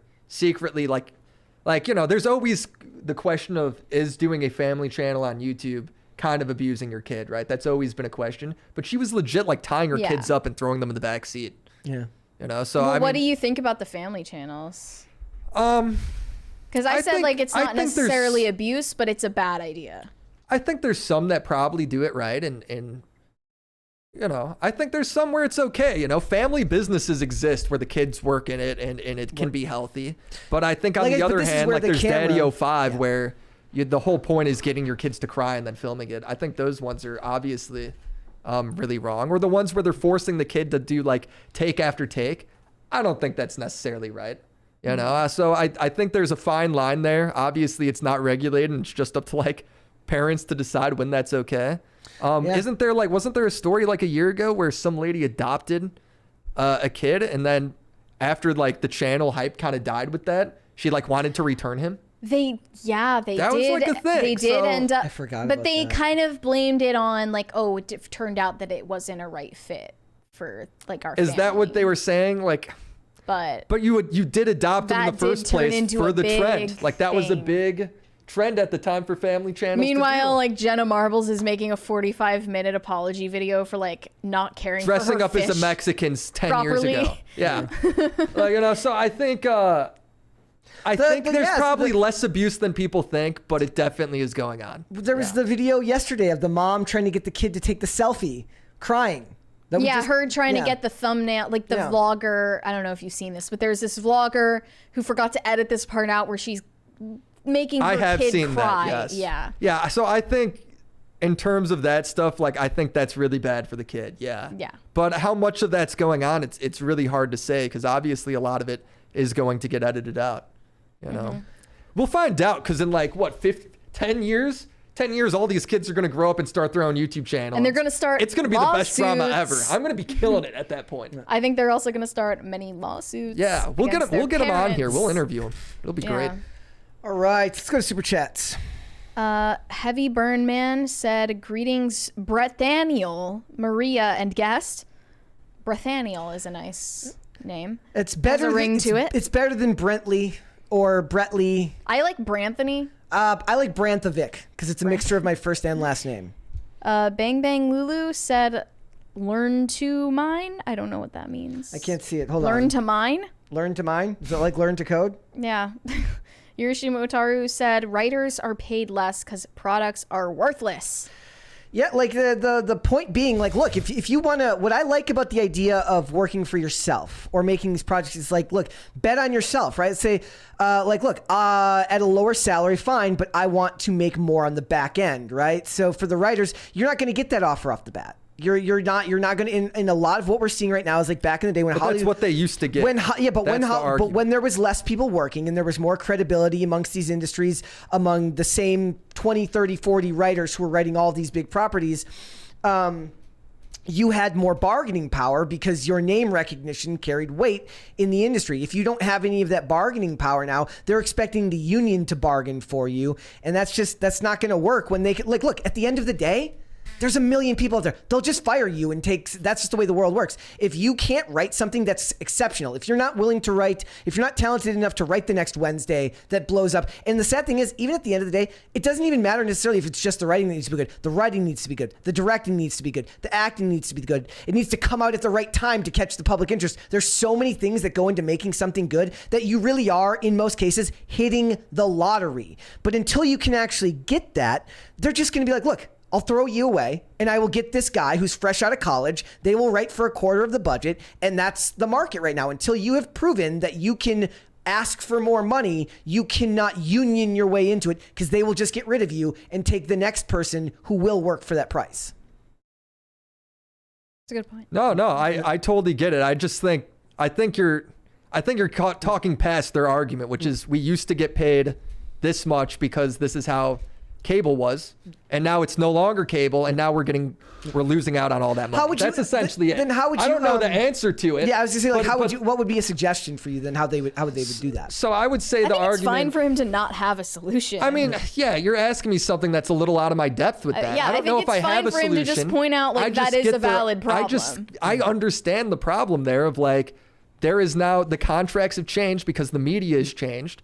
And now we need to renegotiate how writers get paid. I get that. And there's other factors, being that like back in the day, like you weren't writing for 8 episodes. Sure. You were writing for an entire season. So you're going on to the next project right away, right? Like if you're writing for like an NCIS, which is on 9 months out of the year, and you're switching off every couple of episodes, you got a steady paycheck up 9 months out of the year. Maybe you can take the summer off. Maybe you do something, you supplement your income. But these people, they're not writing on that type of schedule anymore. They say, look, we're hiring a writing room for 8 episodes. You finish those eight episodes, you move on to the next show. The problem is those shows on network TV, which that has not changed. You'll notice that what they're talking about here is streaming, right? So on network TV, they're still going to be getting those residuals because when they replay, they're playing on a network television, or they go to cable like MeTV or ITV, and they get ad rate residuals on these things. Whereas when Breaking Bad goes to Netflix, well, AMC or is it FX? Makes their deal with Netflix. We're going to give it to you for this much. Now, the actors and the writers, that show came out at a time before it had the bad luck of falling in between the model change, right? So the model change. That's what it's about. They're going to have to accept that you just got screwed in timing. Just like the Zoomers and the millennials were never going to own a house because the boomers sold them all for $2 million. You made a show that is now the property of this company, and you're selling it to a streaming service. It would be like if back in the day, you might have gotten residuals every time one of your movies got sold on pay VOD because there's a fee there. But when Blockbuster bought all these copies of the movie to then rent to the people watching it, you weren't getting a residual every time somebody watched that movie at home. Yeah, no. So I think what you're saying is an industry fair. I think it's fair to point out. I think most of the writers would agree too that it's not like the studio doesn't have their own concerns of where they got to come up with this money, or if they it's not like they just have this money sitting around. So I understand that argument. I'm just saying, I don't know. I don't have the solution. I'm just saying that I do get what they're saying. We were getting paid this much, now we're not. Yeah. I don't have any solution. I'd have to do a lot more research into it to come at it from a more educated point of view. I don't want to come on here and there's just too many talk people, out my ass. And there's just too many people in it now, right? With like 9,000 streaming services and network TV and cable TV. That are all competing for a lower price too. So it's an overabundance market. Yeah, it's a complicated time right now, and there's a complete media shift of how we're consuming content. So I get it. This I have like completely frozen super chats right now. Like none of the new ones are coming up, but I can continue reading for the time being. Heavy Burnman said party, so thank you for that, party. Hold on, I'm gonna catch up to make sure that so that I can. Okay, I got party. Then we got Shane H. Wilder. I'm good for now. I'm just saying. Later on, I won't see any of the new ones. Shane H. Wilder said, Brett, I saw Archive 81 and enjoyed it. I got you. Yeah, it was good. Like that lead actor, and it was Mamadou Athie is his name. He has this great, distinct voice, and I think he ended up appearing in. We saw him in Jurassic. I recognize the name. We saw him in Jurassic Park, in the most recent Jurassic Park movie. Dominion. He's got this great voice, but that show was fine. It was good. Joshmo32 Electric Boogaloo said Ariadne held Theseus escape the labyrinth, appropriately named. I bet you we got a lot of Agatha Christie fans and the mystery fans in the chat.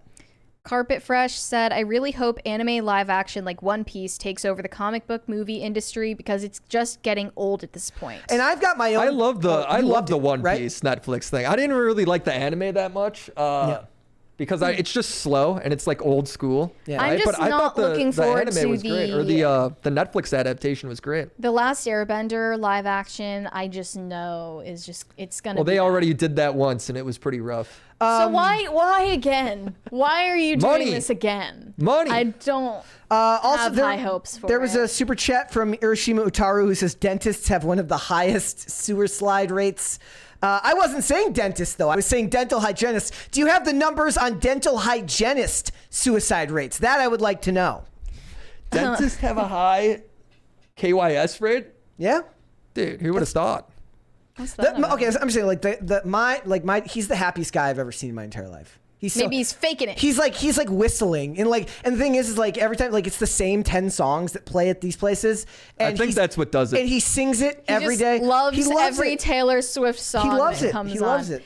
Alex making beds and writing novel on the side said, Brett, for next Crisis Party sound, can we get a "And They Will Burn in Hell" by Mary in heavy metal scream style? Well, here, how about this? Mary, say it really quick and then somebody clip it and send it to me. Wait, what was the original phrase that I said? It was about Donald Trump, and he was criticizing Nancy Pelosi. She's a wicked witch from hell. There was also one up here from Leonardo DiCaprio that says, all these movies with underwater scenes, Aquaman, The Little Mermaid, not a single fart bubble. Come on. I see them in the tub when I bathe each year. Thank you for too much information, my friend. You just read everything, Brett. Hiroshima Otaru said, in the Solo movie, they made Lando in love with a droid. Yep, pansexual. They did. You're pansexual if you're attracted to robots. You're telling me you wouldn't, in the future, you wouldn't fuck a robot? I'm just saying, I'd be fucking aliens and everything if we got that technology. I mean, who's not? All right. And there's one up here from Quite Black Pilled says, Mercy cosplay, all is forgiven. Yeah, that's why everyone's back on Amber Heard's side. It's got nothing to do with forgiving her. It's because of the Mercy cosplay for Elon Musk. Elon, you sly dog. It's weird. These are skipping, but I'm just reading the ones I have left here. Leonardo Derp. Well, let me do this one to catch up. This one's from Corey Anderson. Says the faces Mary has been making in this episode are hilarious. Can someone clip them, please? I'm very expressive. And John Stewart says, I have YouTube Premium, had it forever. I don't even think about it. I love YouTube Premium, and the thing is it might be the least used one for me now because now with work I watch less YouTube than I did when I worked a job where I had the time to listen to it in the background. I don't really have that time now, so it's actually probably the biggest. I think I looked at my now that I have such a long commute, I can watch all the YouTube I want. I accidentally clicked the button that gave me my watch times. I think I watched a total of 2 hours the whole week last week. I watched so much YouTube, it's insane. And then you have to. I love YouTube, yeah. And then I'm just making sure I think we're all caught up now. Okay. Leonardo DiCaprio said, the rising tide raises all ships. I gotta raise economic downturns, be damned. Be indispensable, kids. You'd be surprised what you can get away with. You gotta prove yourself. Now I'm wondering what you got away with. There's also one up here from The Last of My Kind. It says, Pirate Mary, I can dig it. Sail on, kiddo.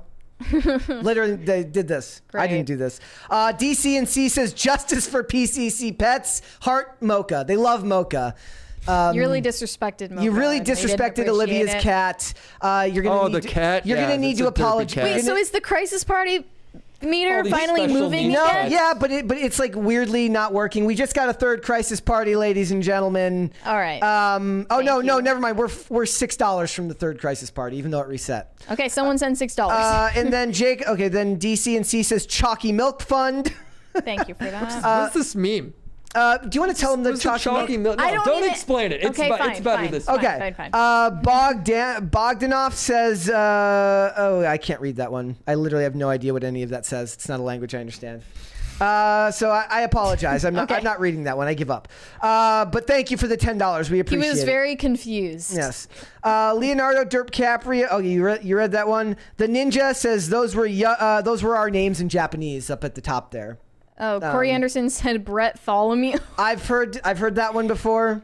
Jacob Adler said, in the words of the commies, maybe if Hollywood can't pay a living wage, they don't deserve to continue doing business. Build your own studios. Yeah, you could just build your own Twitter. Make your own Twitter. Make your own Warner Brothers Discovery. Huh? You want to make your movies, writers, direct. Well, no, because that's funny. The directors signed a new agreement right before this because the other issue we didn't talk about was AI, which is a big concern for both writers. AI is going to change everything. That's a big concern for writers and actors. And the directors don't have to worry about it. It's going to change the YouTube space. It's changing everything. Unless you're like a car mechanic or I mean, even that. Or a painter. Thank you.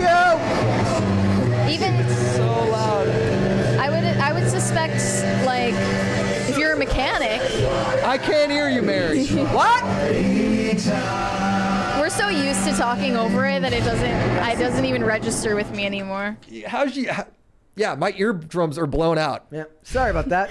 Leonardo, Ninja Emu said, would love to see Derek Hunter and Willie Mack on the same show, Clash of the Titans. Who's Derek Hunter? He's been on the show before. Then we've also got. Am I skipping them?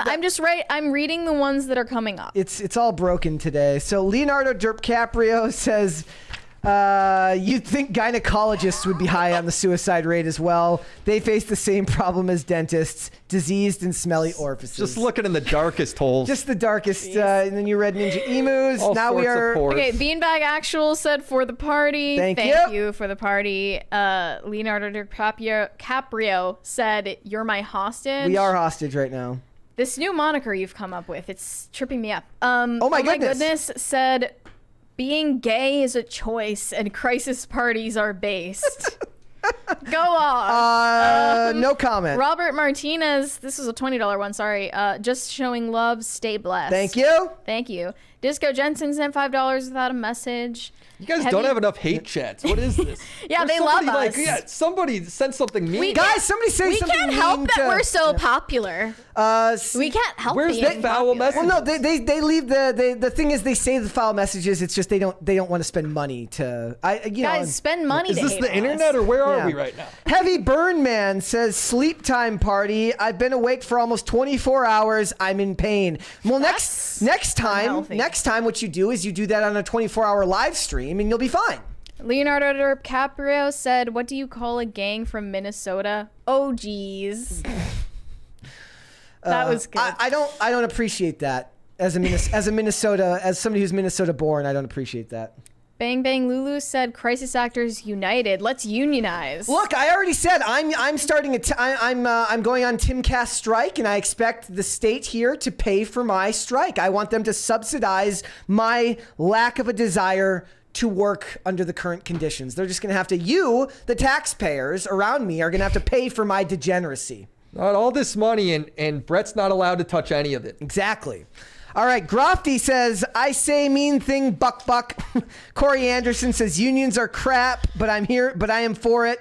Bucky Ducky says, duck you, Brett. That's Brett. See, they're being mean. There we go. That's Brett with this two is the R's. best they can do. Well, it's because we're so lovable, guys. All right, before we go, would you hit the like button on this video? Would you subscribe to this channel if you have not done so already? There is one more from Evan Perry. Says, we only offend Brent or Brett or what's his name. That's not very nice. One from Oh My Goodness says, hate comment. I'm not saying that last. Braid. Urban Dictionary, Mary, if you don't know. I'm not looking that up. Leonardo DiCaprio says, hope nobody has to pee. Mwahaha. High Voltage 75 says, I love Hostage Fridays. Well, this does only happen on Fridays. It's okay. That's all right. All right, my friend Willie, let everyone know where they can find you. WillyMacShow on YouTube. There's just some classic old school internet commentary. We make fun of the red pillars, the libtards. Every week we're on a new we got a new group of people hating on us. It's just a really fun show that does some that talks about some controversial people, and it may make you rage, it may make you laugh, it may make you cry. All right. Subscribe. That was a beautiful pitch, my friend. We've got a couple more super chats here. Heavy Burnman said, "Can't be mean. Love you, Mary." That's sweet. Thanks. And Grofty said, "Mean words." All right, Mary. That's all. Where can they find you? You can send me validation on Instagram at Mary Archived, or you can send me hate on Twitter. Dookie that Braid is also just seems Mary so Archived. racist. Is it a racist I think so. term? I don't know. I'm not determined yet. And we got one more there from High Voltage 75, and then one more from DCNC. They're not showing up for me. I'll read them then. So High Voltage 75 says, "Don't know if they've told you yet, Willie, but first-time guests must pick up all the money in the studio by themselves before they can leave. PCC rule. Have fun." Yeah, we waited to save you. We're $5 away from a 4th crisis party, guys. I'm waiting. Say something mean for that one. DCNC did. Smelly Mac. Who the fuck is that guy? DCNC. Ban him. Ban him. We're not banning him here. I'm not Get doing him that, guys. here. We're almost at that 4th crisis party, which I You love to wanted set them to up be manual. mean. Is it just because I got the pit stains? Yes. It's hot in here. Mary wanted him to turn off the AC. The AC is on right now. Dude. Yeah. It was freezing and I was dying. Yeah. She wears no pants in here, dude. Yeah. I'm waiting. Okay, I have pants on. She's got pants on. Basically an OnlyFans model in here.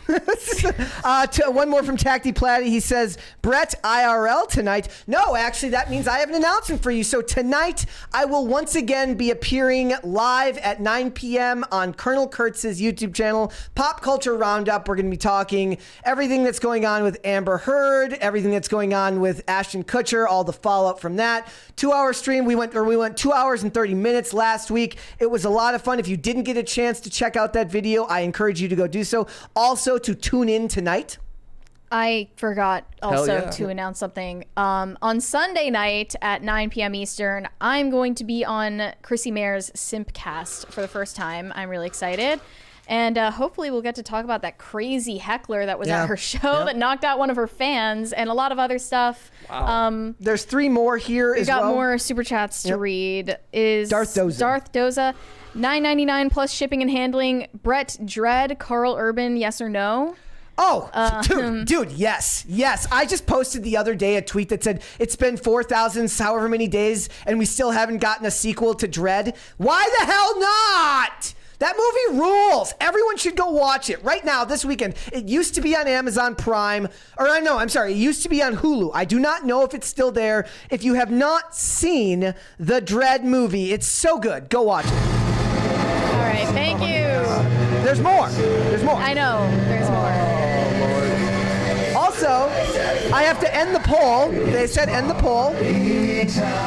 I said, do you care about Aquaman 2? With 71% of the vote, they say no. They do not care about Aquaman 2. 21% say they made an Aquaman 2.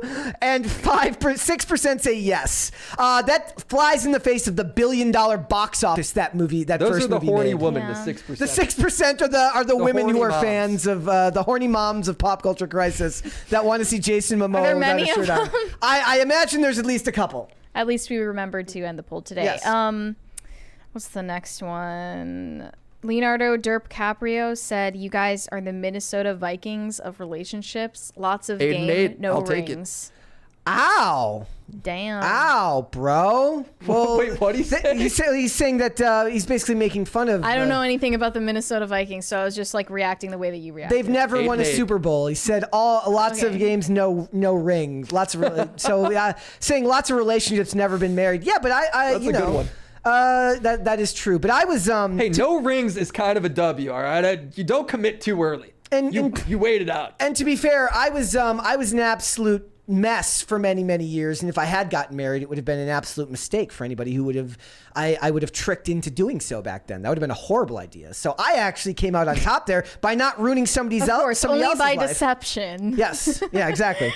There's Corey Anderson, I'm not reading that. And then DCNC said heart Colonel Kurtz. Thank you for that. Yes, check it out tonight. Heart Colonel Kurtz. John Stewart said end the poll. Brett, we did end the poll. High Voltage 75 said it's because Brett didn't wear the Vikings hat on Thursday. They lost. Yeah, I have my vintage 74 Vikings hat. I should have worn it.